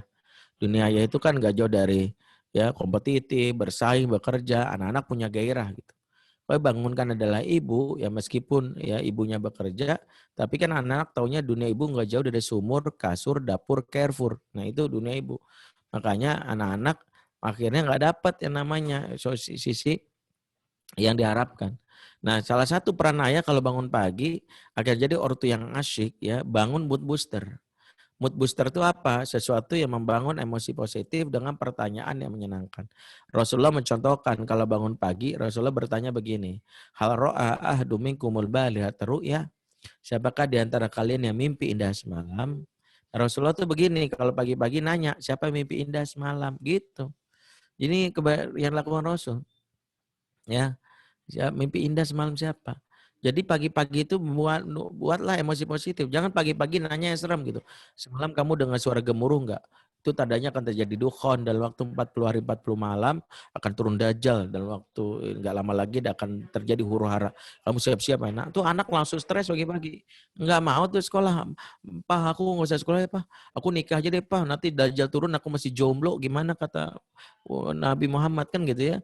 Jadi kita banyak anak-anak yang stres. Bukan berarti nggak boleh cerita tentang dajjal. Boleh. Tapi hadis tentang ini itu tahu waktunya. Ini pagi-pagi bahas dajjal, bahas kiamat nggak pas. Ada kaidahnya likuli amalin waktuha wa likuli waktin amaluha. Ini kaidah para ulama. Setiap masa ada amalannya, setiap amalan ada masanya. Jadi kalau pagi itu yang happy. Ya happy, ibu-ibu juga bagaimana membangun mood booster salah satunya. Dianjurkan oleh suami mandi dulu. Karena mandi itu salah satu cara Rasulullah untuk meluruhkan emosi negatif, siap mengajar. Yang menarik dalam sebuah riwayat Rasulullah sebelum ya pulang dari safar bersama para sahabat, biasanya Rasulullah ya mandi dulu di sebuah pemandian umum dan sholat sunat 2 rakaat. Kemudian setelah berpakaian yang rapi, kemudian Rasulullah dalam hal ini ya menyambut datang ke rumahnya dan keluarganya itu menyambut dengan emosi positif karena ya dalam ini suami-suami mereka pulang dalam keadaan emosi positif karena sudah mandi dan sholat 2 rakaat. Nah, ini isyarat bahwa kalau kita ingin menjalankan peran berinteraksi dengan anak dalam jangan kondisi emosi negatif. Salah satunya mandi dan sholat sunnah dulu gitu. Ya, itulah kenapa sekolah biasanya ya setahu saya kalau sekolah peduli dengan urusan ini, sekolah selain bikin protokol kesehatan, protokol pengajaran juga dibikin. Protokol pengajaran itu apa? Bagaimana supaya ibu-ibu di rumah ini ya dalam hal ini bersesuai ya. Dalam hal ini ibu-ibu diberikan protokol misalnya ibu-ibu sebelum mengajar pastikan sudah mandi ya atau berwudu. Makanya kenapa? Karena itu meluruhkan emosi negatif ibu. Makanya kalau pagi-pagi saya dengar ada ibu-ibu ngomel-ngomel, "Mama udah bilang berkali-kali." Kesimpulannya belum mandi itu. Ya itu bisa kita lihat belum mandi ini pasti. Karena mandi itu meluruhkan emosi negatif. Yang kedua sholat sunnah 2 rakaat. Nah, Bapak itu bangun itu. Ya, salah satu bangun emosi positif dengan nanya, siapa yang mimpi indah? Kalau ternyata ada yang mimpi buruk pun Rasulullah memiliki strategi khusus. Rasulullah itu kalau ada yang mimpi buruk, Masya Allah, Rasulullah menceritakan sesuatu yang menarik. Ya, misalnya salah satu sahabat ada yang mimpi buruk, yang nama sahabatnya Abdullah bin Umar. Abdullah bin Umar ini mimpi buruk, dibawa keliling neraka. Ya, dan itu sesuatu yang menyeramkan, tentu kita nggak ada yang nyaman kan. Dibawa keliling neraka, siapa yang mau ya, walaupun free trial, ogah kan kita nggak mau. Nah ini dialami oleh Abdullah bin Umar, dibawa keliling neraka dan betapa stresnya beliau. Akhirnya saat itulah beliau akhirnya bangun tidur dan bete, nggak bisa senyum karena ya membayangkan siksa neraka yang beliau mimpikan tersebut. Diceritakanlah mimpinya ini kepada Hafsah dan Hafsah ini adalah istri Rasulullah Shallallahu Alaihi Wasallam. Nah menariknya Hafsah bercerita kepada Rasul. Ketika cerita sama Rasul, nah inilah cara Rasul membangun mood booster. Alih-alih yang dalam ini menakut-nakuti, Rasul mengatakan apa? Ni'mar rajul Abdullah law kana yusallil lail. Sebaik-baiknya laki-laki adalah engkau ya Abdullah seandainya engkau rajin sholat malam. Itu bayangkan sebaik-baiknya laki-laki itu kamu. Kalau kamu rajin sholat malam, makanya Abdullah bin Umar langsung wow, aku sebaik laki-laki. Dalam riwayat sebutkan setelah itu Abdullah bin Umar tidak pernah meninggalkan sholat malam sampai ajalnya datang. Karena dapat mood booster. Makanya kalau anak mimpinya mimpi buruk pun jangan kita kehilangan kalimat untuk motivasi. Ya misalnya kita, nak mimpi apa nak? Aku mimpi dikejar-kejar anjing. Jangan bilang gini, wah sebentar lagi kamu mati nak. Ya, ibarat tulang kamu dikejar-kejar sama anjing. Ya banyak tobat ya nak ya. Memang sih masa pandemi ini banyak yang mati. Ya kayak pekuburan udah siap untuk ini. Jangan tuh, anak bakalan stres. Ya justru kita bilang, Masya Allah, anjing yang hina aja ngefans sama kamu, apalagi manusia bakal berlomba-lomba ngejar kamu karena kebaikan akhlak kamu. Begitu. Kita kan nggak tahu maknanya, tapi kita mampu membangun mood booster. Nah, salah satu peran ayah itu di situ. Karena menjadi ortu yang asyik di masa pandemi ini adalah mengetahui cara untuk membuat anak-anak itu bergairah. Anak-anak itu senang gitu. Salah satu cara yang dilakukan buat anak-anak bahagia itu adalah memahami kebutuhan-kebutuhan mereka, kebutuhan kalimat positif, ya termasuk obrolan-obrolan yang disukai. Ya, kalau jadi orang tua tuh harus banyak mengetahui obrolan receh. Obrolan receh itu apa ya? Salah satunya yang Rasulullah apresiasi obrolan receh itu obrolan ngajak bercanda. Jadi jangan tegang gitu. Kadang-kadang perlu tebak-tebakan ya. Nah, kenapa anak babi jalannya nunduk? Enggak tahu, Pak. Soalnya dia malu ibu bapaknya babi. Ah, papa bisa aja kayak gitu. Jadi anak tuh seneng ya. Karena papa tanya kenapa anak kodok jalannya lompat-lompat. Enggak tahu, Pak. Soalnya dia seneng ibu bapaknya bukan babi ya. Ya, jadi dia lompat-lompat. Ah, papa bisa aja ya. Sekarang papa tanya kenapa anak kanguru jalannya lompat-lompat. Aku tahu karena dia seneng kan ibu bapaknya bukan babi lagi. Ah, bukan. Apa dong? Ya, namanya juga anak-anak, nak biasa lompat-lompat ya. Kamu sendiri kan biasa lompat-lompat. Jadi ada hal-hal yang kita harus pelajari. Kalau anak-anak itu ingin bahagia, pelajarilah hal-hal terkait dengan dunia anak. Ya. Salah satu peran ayah adalah menjadi orang tua entertain. Dalam buku Fatherman, ya mudah-mudahan udah pada punya, ya nggak harus beli. Ya karena buku ini bagi saya nggak penting beli, yang penting dibaca. Jadi kalau ada yang punya mau difoto kopi dibagiin silakan. Buku Fatherman ini alhamdulillah sudah hampir habis ya dan tidak ada toko buku manapun, cuman ada di website www.fatherman.id. Buku ini sejatinya ya mengajarkan tentang bagaimana jadi ayah yang entertain, ayah yang asik.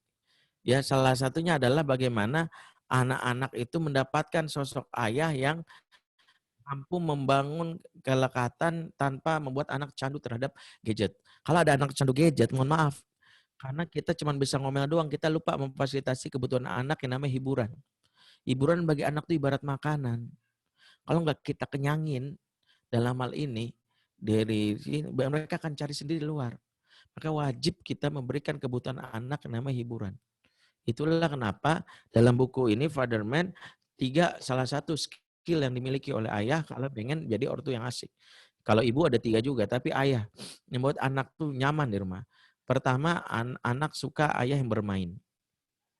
Dan bermain itu dipraktikkan Rasulullah. Rasulullah kalau main itu memang tujuannya membangun tawa, makanya dibangun keakraban. Salah satu ajakan Rasulullah itu bertanya, ya man sabaqu ilayya fallahu kadza wa kadza, siapa yang bisa mendahului aku lomba lari dapat hadiah ini dan ini. Tuh, bayangkan Rasulullah mengumpulkan beberapa anak dari Bani Abbas, kemudian mengatakan siapa yang bisa mendahului aku dapat hadiah ini dan ini. Kemudian Rasulullah lari. Nah, kemudian dikejar sama anak-anak dari Bani Abbas ini dan Rasulullah memelankan larinya. Kemudian dikenai pundaknya, kena gitu ya. Rasulullah dipeluk mereka, kemudian dikasih yang namanya hadiah. Itulah cara Rasul. Kalau bermain, niatnya emang membangun kebersamaan, togetherness, dan ketawa. Jadi jangan serius-serius amat. Ada bapak yang serius banget kalau main sama anak. Siapa yang bisa megang pundak papa, dapat hadiah ini dan ini. Ya, papanya kabur kayak mantan copet. Ya, anaknya kapok.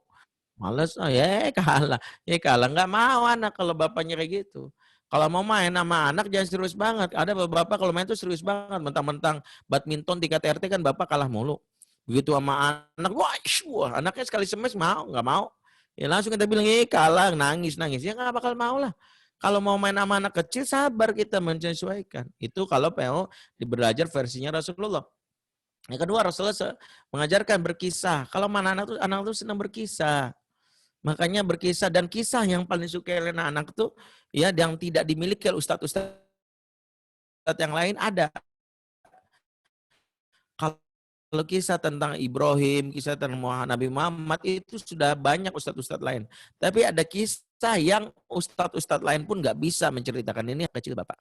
Inilah yang dibutuhkan oleh anak-anak. Kalau pengen bapaknya menarik, salah satunya bapak sering-sering cerita. Dulu papa waktu kecil pernah tuh dikejar-kejar anjing. Nah, itu membantu banget anak merasa dirinya dekat sama bapaknya. Ya, yang ketiga, anak senang bapak yang menjelajah BBM. Ya, menjelajah itu explorer. Makanya ada Dora Explorer, ini ada Father Explorer. Nah, bapak itu harus jadi Father Explorer. Ya, kalau anak pengen jalan nggak usah pakai mobil, jalan kaki aja lewatin daerah-daerah yang belum pernah dikunjungi anak. Ya pabrik tahu dekat rumah, ya kuburan. Ya jalan-jalan kecil itu juga disukai lah anak-anak. Itu skill yang dimiliki kalau pengen jadi ortu yang asik bagi bapak. Ya, kalau bagi ibu dan bagi bapak, skill ini menunjukkan betapa kualitas sosok bapak yang dipuji oleh Rasulullah. Salah satu ya pujian Rasulullah kepada para bapak adalah ketika bapak tuh senang yang membangun tawa. Ya, salah satu hadis menceritakan kullu syai'in laisa lahu fihi min dzikrillah laibun wa lahwun, segala sesuatu yang tidak ada zikir kepada Allah di dalamnya sia-sia belaka illa, kecuali apa pengecualiannya, mula abatur rajul ma'a alihi, canda tawa seseorang kepada anggota keluarganya. Jadi seorang bapak yang mencandai keluarganya dapat pahala, Pak. Ini disabdakan Rasulullah. Makanya para sahabat itu mempraktekkan ini. Ada sahabat bernama Said bin Sabit ceritakan oleh kawannya Sabit bin Ubaid, ma ra'aitu ahadan ajalla idza jalasa ma'al qaumi wala afka fi baiti min Zaid bin Sabit. Saya belum pernah melihat laki-laki yang lebih gagah saat berada di depan kaumnya, namun lebih kocak saat di rumahnya dibandingkan Zaid bin Sabit. Ini menarik, Zaid bin Sabit itu kalau di depan koleganya begagah, berwibawa. Dia bisa membangun yang namanya karisma di dalam keluarga koleganya. Tapi kalau di rumahnya bapak yang kocak dan menyenangkan. Jangan kebalik, Pak. Ada beberapa giliran di tetangganya, apa di keluarganya, kocak luar biasa, hahaha. Tapi di rumahnya galak banget. Sholat, ya, baca Quran. Ya Allah, tuh anak setiap hari tertekan. Sampai ada anak berdoa, ya Allah, masukkanlah papa ke surga. Ya, kalau bisa secepatnya, ya Allah. Didoain, Pak, masuk surga. Tapi masalah secepatnya, Pak. Ya kan nyesek ya, didoain masuk surga mah seneng. Masalahnya secepatnya ini. Kan kita pengen ya umur panjang biar tahu ya capres 2024 siapa aja. Masa dia lagi kan gitu. Kita masih penasaran gitu. Intinya kita ingin membangun ya yang namanya hubungan dengan anak. Nah, itu singkatnya tentang Bapak. Kalau Ibu gimana Ustadz? Biar anak betah, asyik, kemana-mana. Ibu skillnya 3. Saya ulas ya. Ya pertama skill Ibu itu pertama Ibu harus bisa masak. Ini penting masa pandemi ini Ibu belajar masak. Ya memang masak bukan kewajiban Ibu, jujur Bu. Ya karena kita membangun rumah tangga bukan rumah makan, benar. Ibu-ibu memang nggak diwajibkan secara fikih, tapi ibu yang bisa masak berdasarkan riset mampu membuat anak kangen pulang. Ini risetnya Bu. Makanya kalau pengen buat anak betah di rumah, pintar masak Bu. Jangan ngandelin 14.045, 14.022, GoFood, GrabFood, jangan. Mak-mak tuh harus bisa masak. Jangan sampai, nah khusus nih yang masih muda-muda, yang guru-guru masih jomblo, mulai sekarang latihan masak. Jangan sampai masak air aja ngeliat tutorial di YouTube, ya Allah gitu. Ada yang nanya bumbunya apa, masak air nanya bumbu. Ini sakingnya miskinnya ya peradaban di dapur. Ya nggak mengenal mana lengkuas mana jahe. Ya ini yang harus diingatkan kepada para ibu-ibu. Ya ibu-ibu bisa masak. Yang kedua, ibu-ibu itu bisa mijit. Mijit itu cara mudah untuk membuat anak itu mudah bercerita. Kalau ibu bisa mijit, dia mijit ini, kalau anak kan udah, apalagi remaja, nah ibu yang SMA tuh, jangan main dirangkul aja, ditolak dia. Tapi kalau mijit, mau dia. Ya, kalau pijitannya enak, kalau sekali pencet anak pingsan, nggak mau dia kapok. Enggak. Kemarin dipencet bola mata gitu ya. Jadi saking maknya karena nggak bisa mijit. Makanya mama harus bisa mijit. Dan ternyata mijit ini efeknya membangun kelekatan. Karena anak-anak yang dipijit di 3 titik, perut, punggung, dan telapak tangan, dia lancar bercerita. Makanya kalau pengen anak cerita tentang pengalaman jatuh cintanya, dipijit Bu. Harus dipijit. Ya, ini salah satu teknik. Ya, makanya jangan sepelekan profesi tukang pijit. Ya, sejatinya tukang pijit itu konselor. Ya. Di kampung saya tukang pijit tahu aib semua tetangga. Bener. Ini silakan aja tes tuh. Makanya hati-hati tuh. Makanya kalau istri saya dipijit wajib saya temenin. Gua nggak cerita kemana-mana. Bahaya banget kan gitu. Makanya tukang pijit itu sangat rentan bisa membangun orang untuk cerita. Dan yang ketiga, ibu-ibu itu harus bisa mendengar. Kalau berbicara tadi nggak usah diajarin, itu udah bawaan orok kan tadi udah kasih tahu. Mendengarnya. Karena ada yang malas banget, baru anak cerita langsung diayatin, nggak mau dia. Anak-anak tuh senang kalau ibu-ibu melakukan teknik membuat anak mau cerita. Nama tekniknya teknik cicak. Tahu teknik cicak. Jadi kalau anak cerita, ya Allah, gitu Bu. Jadi anak-anak mau tuh. Jadi jangan baru langsung potong, nggak mau cerita. Responlah yang dibutuhkan. Kesimpulannya, di masa pandemi ini kita wajib membangun rasa asyik kalau kita tidak mau anak kita tergelincir ke pergaulan di luar yang rusak dengan gadget-gadget dan gamenya. Itulah kata kuncinya ya. Kalau ingin bukunya silakan ada di website www.fatherma.id atau yang punya silakan fotokopi bagikan ke orang sebelahnya, yang nggak boleh dijual tapi fotokopi dibagikan silakan. Itu saja dulu ya Ustadz Fauzi, kami persilakan jika ada diskusi terjawab. Afwan nih saya dapat minuman ya silakan dicicipi ya, anggap rumah sendiri ya. Ya anggap rumah sendiri ya, rumah sendiri. Minumnya masing-masing ya di rumah. Baik ya, Ayah dan Bunda, alhamdulillah tadi Ustadz Bedri sudah menyampaikan ilmunya kepada kita semua dan Masya Allah luar biasa. Bagaimana terutama di masa pandemi seperti ini kita terutama orang tua ya, bisa memahami perasaan baik itu suami maupun istri, sehingga anak-anak kita tidak menjadi korban gara-gara tadi ya, atau misalnya ketidakharmonisan antara suami dan istri. Baik, ayah dan bunda yang berbahagia, tadi udah dibahas ya bagaimana di masa pandemi ini menjadi orang tua yang asik. Mungkin dari pembahasan tadi ada yang mau bertanya, dipersilahkan. Tadi ada yang bertanya ya lewat room chat. Atau boleh melambaikan tangan. Bu Dina Nurfadila ya. Siap-siap ya Bu Dina. Ya. Boleh Bu Dina langsung. Pak Budi, dibantu Pak.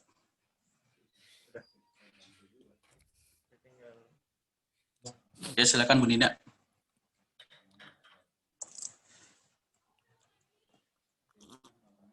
Assalamualaikum Bu Dina.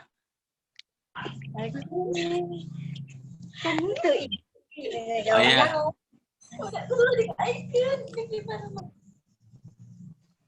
Monggo Bu Dina, ya. Tanya langsung sama Pak Ustadz.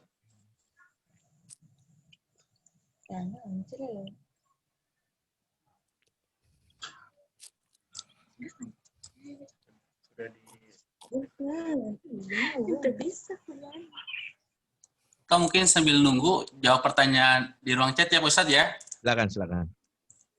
Ada pertanyaan dari kita pilih-pilih dulu pertanyaannya.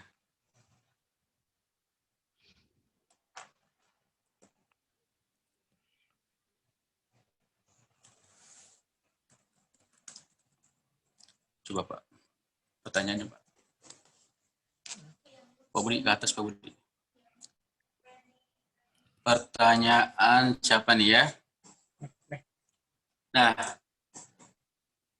dari Buntore dari Jogja ya. Ini luar biasa nih ya peserta dari Jogja. Beliau bertanya, bagaimana bersikap biar menjadi orang tua yang asik saat pandemi menghadapi anak saat belajar online yang sering tertarik hal-hal di luar pelajaran sehingga tugas jadi mundur terselesaikan. Baik. Bagaimana ini Pak Salah Ustadz? satu hal yang membuat anak-anak kita itu keluar dari track adalah ketika kita nggak bisa menjawab pertanyaan anak kita nggak bisa menjawab pertanyaan Allah dalam surat Al-Hasr ayat 18. Ya ayyuhalladzina amanu taqullaha wa tanzur nafsum ma qaddamat lighad.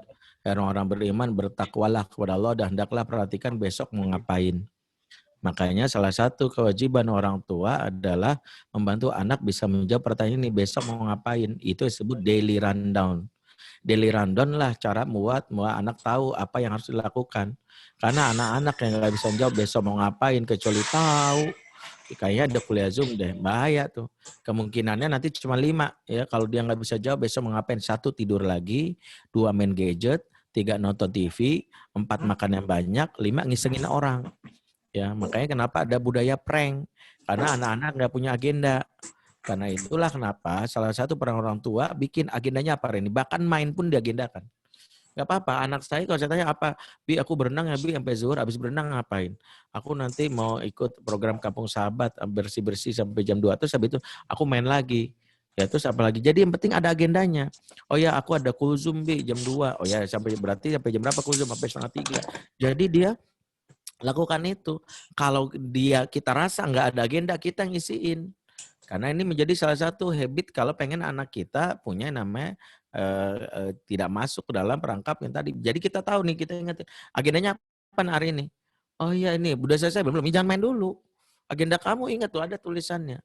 Dan agenda ini hanya bisa kalau anak-anak kita punya namanya ya daily rundown, kalau punya anak-anak kita punya namanya roadmap. Roadmap itulah yang wajib dimiliki anak-anak ya, roadmap. Ya. Roadmap itu jalan hidup mau jadi apa. Makanya kalau anak-anak kita jawabannya, kamu udah besar jadi apa? Ya, mengalir bagai air. Bahaya tuh.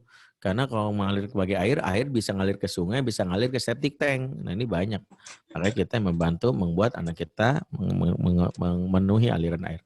Wallahu a'lam bishawab. Baik, jazakallah atas jawabannya Pak Ustadz.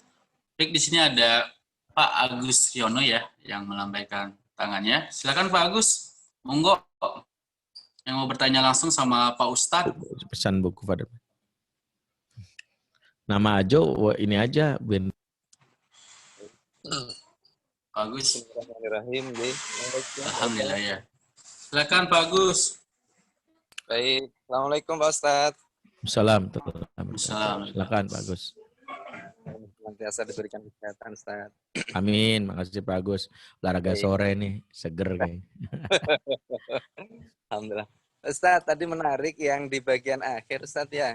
Dan mungkin agak termasuk di dalamnya. Jadi ketika ngajar anak-anak gitu bisa cerita heboh gitu, tapi kalau di rumah mau mulainya kadang-kadang Ustadz itu agak garing juga kalau di rumah malam Ustadz, agak sedikit kaku lah. Nah ini mohon masukannya, mohon ininya gitu Ustadz, istilahnya biar heboh kayak yang di luar gitu. Kalau ke anak-anak kelas 1, kelas 2 memang asik gitu Ustadz pas ngajar. Iya. Baik, mungkin itu aja Ustadz. Assalamualaikum warahmatullahi wabarakatuh. Waalaikumsalam. Keasikan itu memang salah satunya dibangun lewat totalitas dan fokus. Makanya kalau udah di rumah, kalau mau asik, satu, niat bahwa nggak ada gadget di antara kita. Karena gadget itu mengalihkan sesuatu yang rasa asik. Pastinya kita fokus sambil, nah itu nyambi itu. Anak perempuan apalagi, dia sangat tersakiti kalau bapaknya ngomong sambil main gadget. Karena bagi perempuan itu kalau ngomong wajib diperhatikan.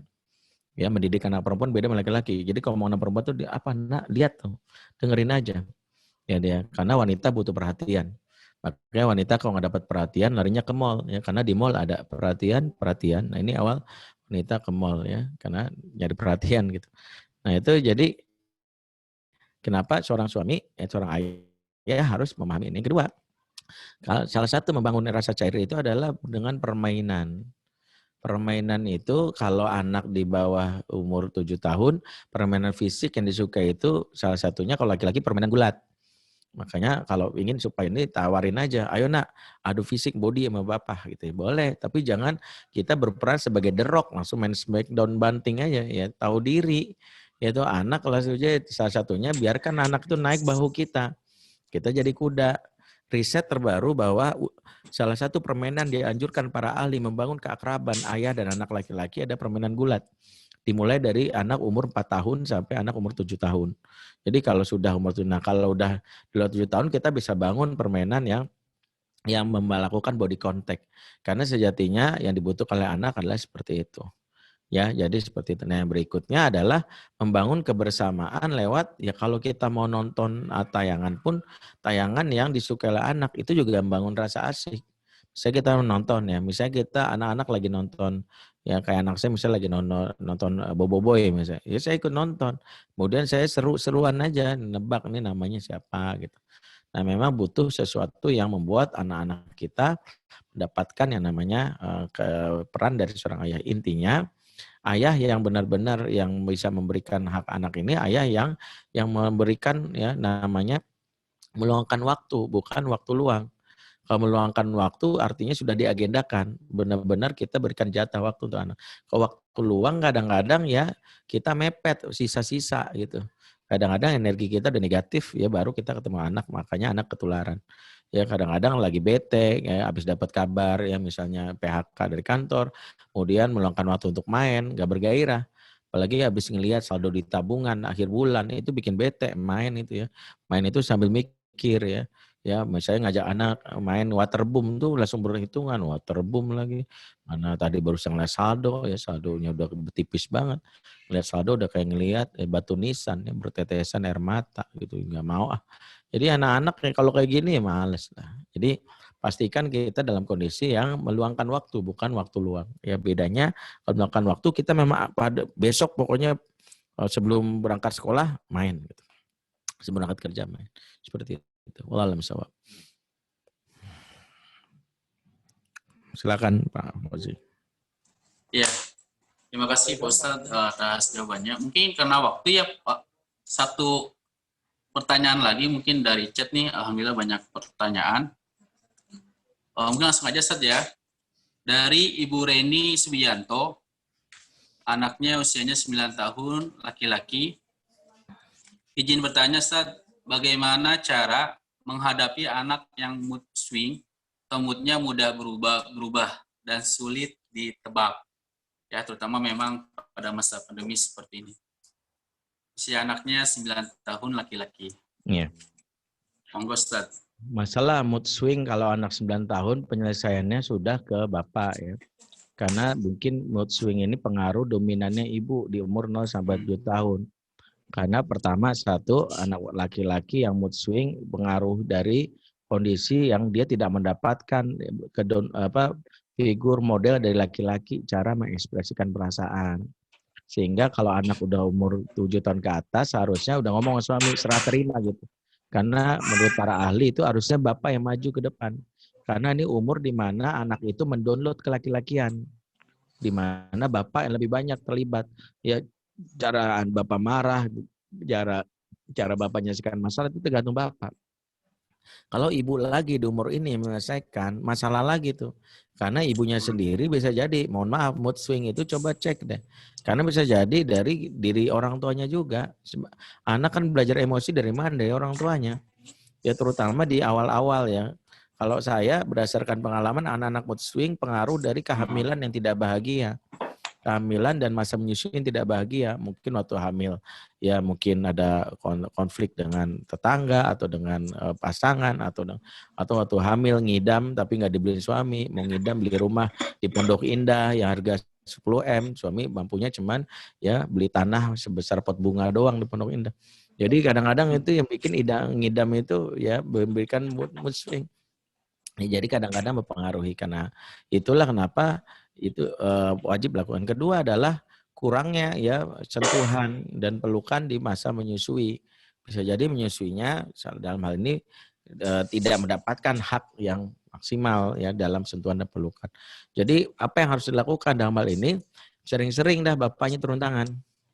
Ya sering-sering ya, habis ini serah terima, Pak, masa kamu ya aku ya, setelah ini ya memang gitu harusnya. Saya kebetulan punya sharing kelas yang mendidik anak laki-laki ya buat bapak dan ibu silakan kalau ingin memahami lebih detail lagi tentang mendidik anak laki-laki 3 kali pertemuan. Tapi pekan ini baru selesai karena pekan depan sharing kelasnya mendidik anak perempuan ya. Kalau mau, karena ada 5 materi mendidik anak laki-laki, mendidik anak perempuan, membayar utang dan bebas suluka pengasuhan, termasuk mengatasi kecanduan pornografi dan gadget. Yang kelima, manajemen konflik suami istri. Ya kalau mau ya kayaknya ada di room chat ya, kebetulan staf kami baru saja menulis tuh. Ya silakan.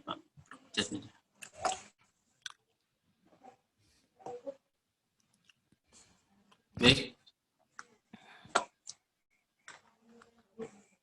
Terima kasih Pak Ustadz atas jawabannya. Dan sekali lagi buat ayah dan bunda kami mohon maaf untuk pertanyaan tidak bisa menjawab semua karena waktu yang terbatas ya. Dan sekali lagi ini kita ada info dari tim Pak Ustadz ya, untuk info kelas online sharing kelas tiap pekan ya, itu bisa bersama Ustadz Benri J. Surahman, praktisi parenting Islami, terus Ayah Irwan Rinaldi, penggiat keayahan, Kak Hilman Almadani, psikolog, Kak Nur Firdaus, praktisi anak dan remaja, terus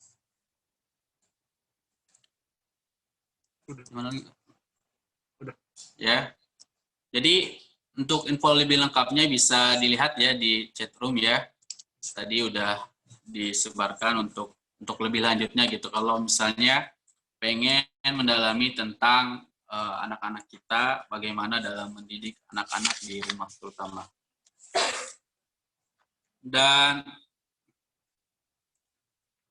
mungkin sebelum ditutup ya, Pak Ustadz, mungkin ada kesimpulan yang bisa disampaikan. Baik, Bapak Ibu yang dimuliakan Allah Subhanahu wa taala, satu hal yang memang kita menjadikan diri kita akan menjadi berharga sebagai orang tua, khususnya di masa pandemi, Kalau kita memiliki satu sifat yang inilah sifat utama orang tua. Nama sifatnya mau repot. Itulah sifat yang harus dimiliki. Kalau pengen anak-anak kita bisa tertangani dengan baik, yaitu adalah mau repot. Orang tua yang tidak mau repot inilah salah satu hal yang bahaya. Orang tua yang dalam hal ini membuat anak-anak akhirnya ya seringkali melarikan diri ke dunia orang tuanya. Kenapa anak main gadget? Ya karena orang tua lagi nangis sedikit, nih, ya nggak mau repot kitanya. Ini upin ipin, baby shark, dudu, nah kayak gitu. Karena itu salah satu kata kuncinya mau repot. Karena pilihannya cuma dua. Silakan repot di saat anak masih kecil, agar nanti kita tinggal ongkang-ongkang kaki di saat anak udah gede. Atau pilih silakan ongkang-ongkang kaki di saat anak masih kecil, nanti repotnya pas sudah gede. Ya, tahu-tahu ditelepon Kapolsek, Bu, anak ibu di sini. Lagi silaturahim di Kapolsek, kagak ketangkep. Ya Allah, dulu kamu gak begini nak, dulu gak begini dulu. Masa repotnya masa tenangnya udah selesai, sekarang masa repot. Karena itu kalau kita punya anak kecil gak repot, jangan-jangan kita gak ngasuh, hati-hati. Bukan ancaman sih, tapi siap-siap ya. Makanya perhatikan diri, ya terimalah masa repotnya dengan sebaik-baiknya. Wallahualam bishawab, mudah-mudahan bermanfaat. Aku luqul azza fastaghfirullah wa lakum subhanakallahumma bihamdik asyhadu an la ilaha illa anta astaghfiruka wa atubu ilaik. Assalamualaikum warahmatullahi wabarakatuh. Waalaikumsalam warahmatullahi wabarakatuh. Kami ucapkan sekali lagi kepada Ustadz Benri ya. Boleh, Ustadz? Kita mau foto bareng, Ustadz? Oh ya, boleh. Oh ya, baik untuk para peserta ya dan Bunda, mohon untuk mengaktifkan videonya. Mulai ya. 1, 2, 3. Tahan ya, lanjut ya. Ya, silakan videonya diaktifkan. 1, 2, 3. Lanjut. Selanjutnya, siap-siap. Ada 6 kali ya, tadi baru 1. Alhamdulillah ini pesertanya banyak. 1, 2, 3. Lanjut yang ketiga. Lanjut yang ketiga. 1, 2, 3. Lanjut yang keempat. Ya, mohon kameranya diaktifkan. 1, 2, 3. Yang kelima. Ya, yang kelima. Siap-siap. 1, 2, 3. Dan yang terakhir, yang keenam. Siap-siap. 1, 2, 3. Baik, Ayah dan Bunda, terima kasih banyak atas waktunya. Dan Alhamdulillah tadi sudah dijelaskan ya, bagaimana menjadi orang tua yang asik di masa pandemi. Dan sekali lagi buat para penanya, ada flash dari panitia. Ya, untuk para penanya tadi bisa menghubungi Bu Erna ya di nomor telepon 0812 8122 4248 ya. Sekali lagi yang bertanya tadi, alhamdulillah dapat flash dari panitia. Ada Bu Untoro dari Jogja, ada Pak Agus, dan ada Ibu Reni. Untuk mengklaim hadiah, silakan hubungi nomor yang sudah tertera di room chat yang kami sediakan. Dan sekali lagi, saya selaku moderator mengucapkan terima kasih banyak pada Pak Ustadz. Semoga Pak Ustadz Benri selalu sehat. Semoga ilmunya menjadi amal jariah buat kita semua. Dan bagi yang ingin mendapatkan bukunya ya, atau pengen beli bukunya, bisa menghubungi website Fatherman ya. Sekali lagi yang ingin mendapatkan bukunya, beli ya, bisa langsung ke websitenya di Fatherman ya, bukan buku Spiderman. Baik, sekali lagi saya sebagai moderator mengucapkan terima kasih banyak, dan untuk selanjutnya saya akan serahkan pada pembawa acara Bu Sani. Saya tutup dengan baca hamdalah, alhamdulillahirrahmanirrahim. Sekian dari saya, kurang lebihnya mohon maaf. Wassalamualaikum warahmatullahi wabarakatuh. Waalaikumsalam warahmatullahi wabarakatuh. Terima kasih Pak Fauzi. Alhamdulillah tadi kita sudah sama-sama mendengarkan penyampaian dari Ustadz Benri mengenai bagaimana menjadi orang tua asik di masa pandemi. Nah, semoga apa yang disampaikan tadi dapat bermanfaat bagi kita semua. Jadi, untuk acara selanjutnya yaitu akan ada pengumuman lomba-lomba. Nah, jadi kegiatan lomba ini merupakan masih dalam satu rangkaian kegiatan dari Festival Latansa Cendekia 2020 yang dilaksanakan secara virtual yang sudah kita selenggarakan sejak tanggal 7 November 2020. Nah, berikut ini kami akan tampilkan pemenang-pemenang lomba dari tiap tingkatan, yaitu dari tingkat TK, SD, SMP, dan juga SMA. Nah, oke, silakan bisa dilihat.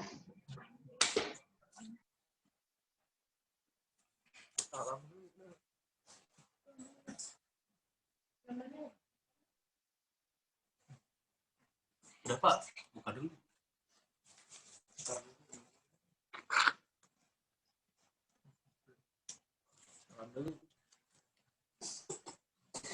Oke, Assalamualaikum warahmatullahi wabarakatuh. Baiklah, para Bapak Ibu sekalian. Nah, di sini kita akan menampilkan pemenang-pemenang lomba yang mengikuti perlombaan SIT Latansa Cendekia. Nanti akan ditampilkan slide-nya. Setelah itu juga kita ada pengumuman pemenang door prize yang tadi panitia sudah memilih dari berbagai kriteria, termasuk juga ada para penanya tadi, dan mohon tetap stay terus. Mudah-mudahan juga ini rezeki juga, nanti bisa dihubungi pihak panitia yang nanti kita akan sebutkan nama-namanya, nama akunnya, nanti kita akan sebutkan. Berikut adalah para pemenang lomba SIT Latansa Cendekia.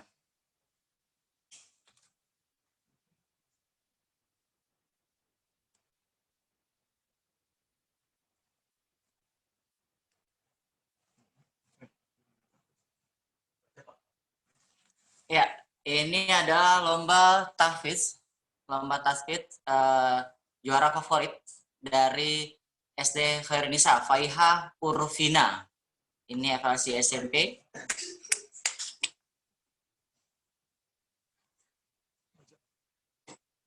Kemudian masih lomba evaluasi SMP, lomba poster. Juara favorit yaitu Raihana Zalfa dari SDIT Bunaya.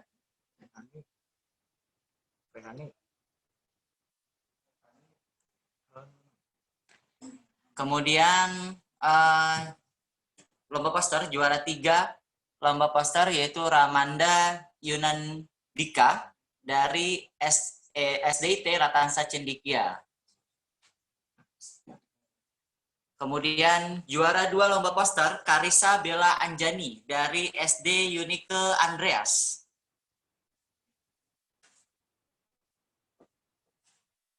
Dan juara 1 lomba poster Wahda Lesya Tijani S dari SDN 1 Curug Agung.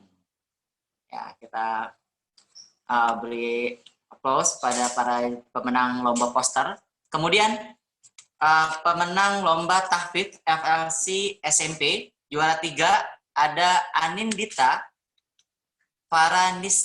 Faranisaki dari SDIT Aruhul Jadid Jombang. Subhanallah, dari Jombang pun ikut lomba tahfiz di FLC SMP Latansa Cendekia. Kemudian juara tahfiz juara 2 yaitu Alvareta Afra Fidela dari MI Muhammadiyah 5 Surabaya.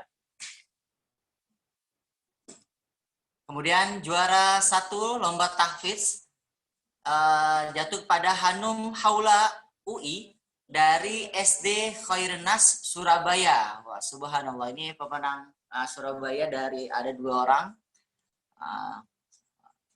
Kemudian selanjutnya Olimpiade Matematika masih evaluasi SMP.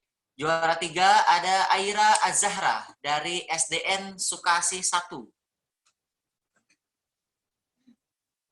Kemudian juara 2 untuk Olimpiade Matematika yaitu ada Farisa Saki dari SDN Sukasi 1.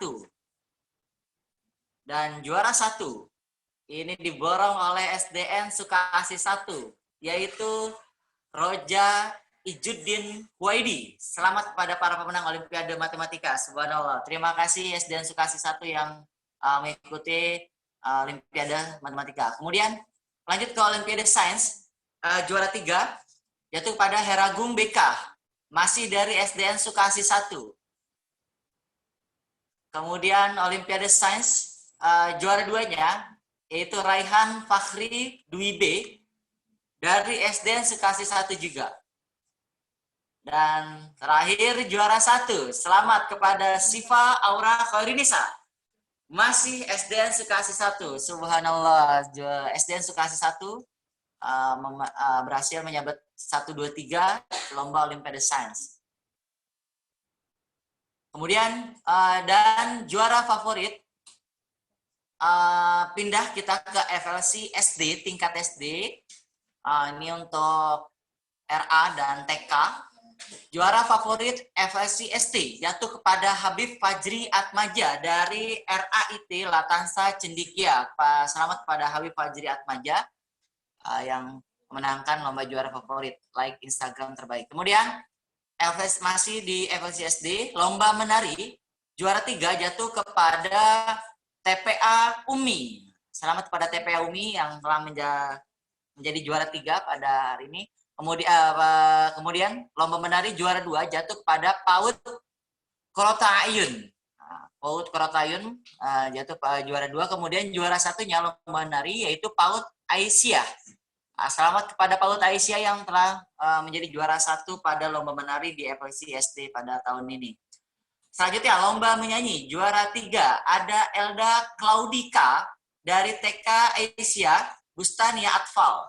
Bustanul Atfal, Aisyah Bustanul Atfal, yaitu Elda Claudika, juara 3 lomba menyanyi. Kemudian selanjutnya juara 2 jatuh kepada Faira Kaisya PH dari TKQ Al-Iman.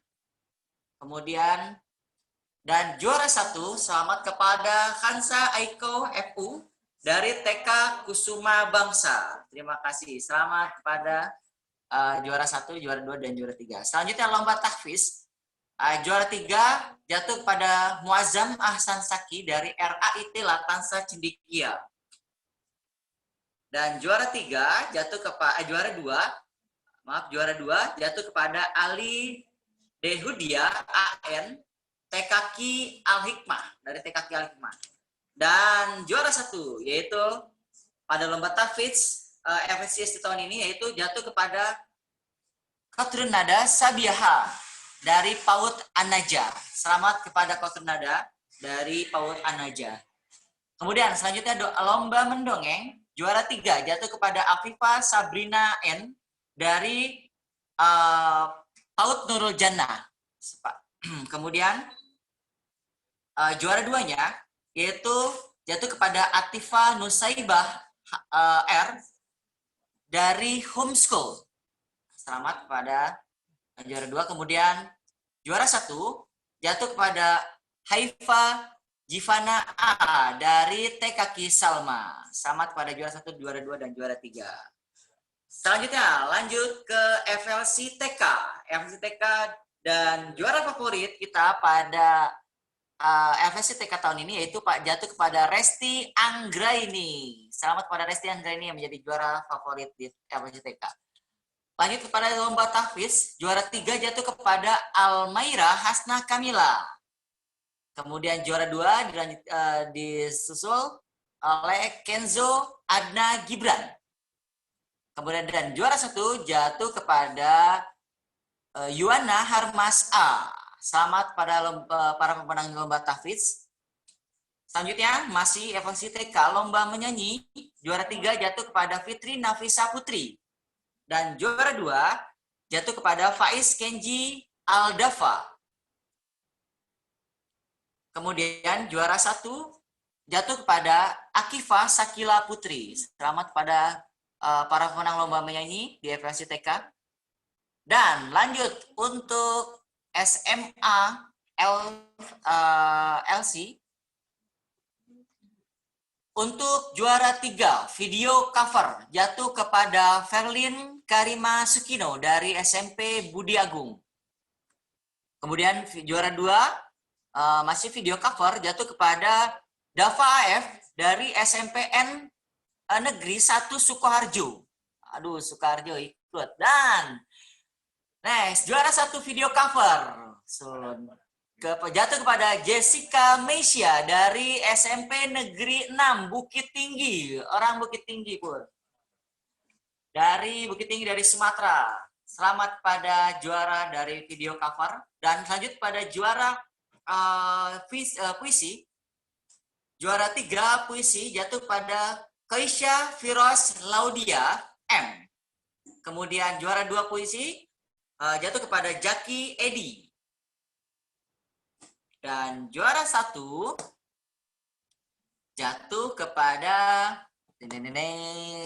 juara 1 lomba puisi tingkat SMP Nano Waritsul. Selamat pada para juara lomba puisi. Jauh-jauh ya tadi, aduh, yang lomba-lombanya untuk tingkat SMP. Dan selanjutnya juara 3 lomba poster jatuh pada Vivi Alvia R dari MTS Al Hidayah Purwasaba. Purwasaba ini dari Jawa ya. Kemudian juara 2-nya ada Arif dari SMP Muhammadiyah 8 Bandung. Dan juara 1 poster jatuh kepada Muhammad Faisal Tamam dari SMP Negeri 11 Cilegon. Ana wong Cilegon. Kemudian juara favorit video jatuh kepada Artika Helena R dari SMP Negeri 40 Kota Bekasi. Wow.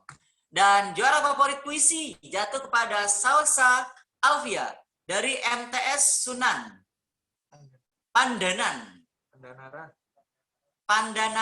Waduh, nggak baca susah. Ya, selanjutnya juara favorit poster jatuh kepada Muhammad Iksan dari MTS PP Khairul Ummah Riau. Dari Sumatera. Ternyata ikut juga banyak yang dari Sumatera, tadi dari Bukit Tinggi, ini dari Riau. Oke. Dan untuk para juara nanti bisa diumumkan lagi nanti lewat Instagram masing-masing unit. Sekali lagi kami ucapkan selamat untuk para pemenang yang mengikuti lomba FSI pada tahun ini. Mudah-mudahan semuanya juga dan yang kalah tidak perlu berkecil hati, nanti masih ada lomba selanjutnya. Oke, selanjutnya di sini saya akan membacakan para pemenang door prize pada webinar kali ini. Mohon disimak dan nanti untuk para pemenang door prize nanti bisa dihubungi di nomor panitia nanti yang akan di-share di kolom chat di bawahnya nih. Oke. Saya akan bacakan nama akunnya. Yang pertama, nama akun atas nama Ani Mulyati. Kemudian yang kedua ada Puji Rahayu. Ketiga ada Sumarni. Akun atas nama Sumarni, Puji Rahayu, dan Ani Mulyati. Selanjutnya akun atas nama Farida. Kemudian yang kelima ada akun atas nama Bismar Hamzah. Kemudian akun atas nama Barilah Fillah. Selanjutnya akun atas nama Hardia. Kemudian akun atas nama Fitri Yani. Kemudian atas nama Dian Astuti. Kemudian atas nama Eis Mimin Aminah. Selanjutnya atas nama Ishufiza. Dan 3 akun selanjutnya itu penanya yang tadi sempat bertanya, yaitu akun atas nama Untoro Jogja, kemudian Agus Riono, dan Reni Subianto. Untuk nama-nama akun yang kami sebutkan nanti di-share di room chat. Bisa dilihat nanti juga, kemudian silakan menghubungi panitia terkait. Ya. Ini hanya door prize, mudah-mudahan menjadi bermanfaat untuk kita semuanya, dan mudah-mudahan kita bisa mengadakan webinar selanjutnya. Terima kasih untuk para Bapak dan Ibu sekalian yang mengikuti webinar pada kesempatan kali ini. Dari saya sekian, dan sekali lagi untuk para pemenang lomba dari setiap unitnya nanti akan di-share di setiap akun Instagram yang ada, yang Bapak dan Ibu sekalian ikuti. Terima kasih dari saya, pamit, cukup sekian, mohon maaf apabila banyak kesalahan. Wassalamualaikum warahmatullahi wabarakatuh.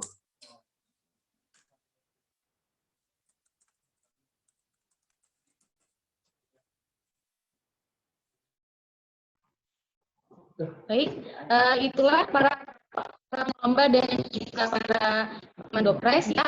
Bagi para pemenang untuk pengambilan hadiah, nanti hadiah dapat diambil di SIT Latansa Cendekia dimulai dari hari Senin ya, Ayah Bunda, pada tanggal 30 Oktober 2020. Dan untuk informasi lebih lanjutnya akan dihubungi oleh panitia lomba FLC.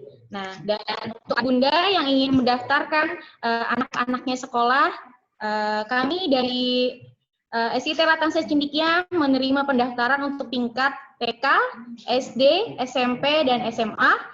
Untuk pendaftaran yaitu terakhir pada tanggal 20 Januari 2021 selama kuota belum terpenuhi ya Bunda. Jadi yang monggo silakan yang mempunyai putra-putrinya yang ingin bersekolah boleh mendaftarkan ke SIT Latansa Cendekia. Dan untuk yang ingin mendaftarkan bisa langsung datang ke SIT Latansa Cendekia atau menghubungi nomor tata usaha yang nanti akan saya tulis di room chat, dan nomornya yaitu 0857 1175 6269. Ya, baik, hadirin yang saya hormati. Ya, untuk sekolah kami SIT Latansa Cendekia itu berada di Villa Tangerang Elok, Kampung Gelam, RT 9 RW 2, Kelurahan Putrajaya, Kecamatan Pasar Kemis, Kabupaten Tangerang.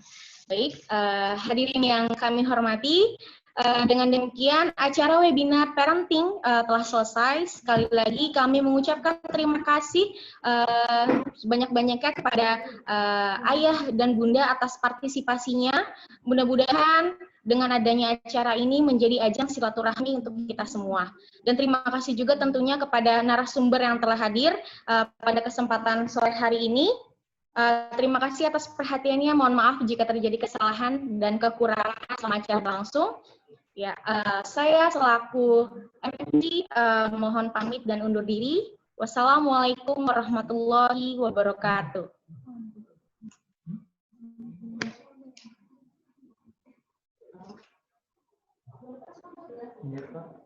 Kurang satu sih.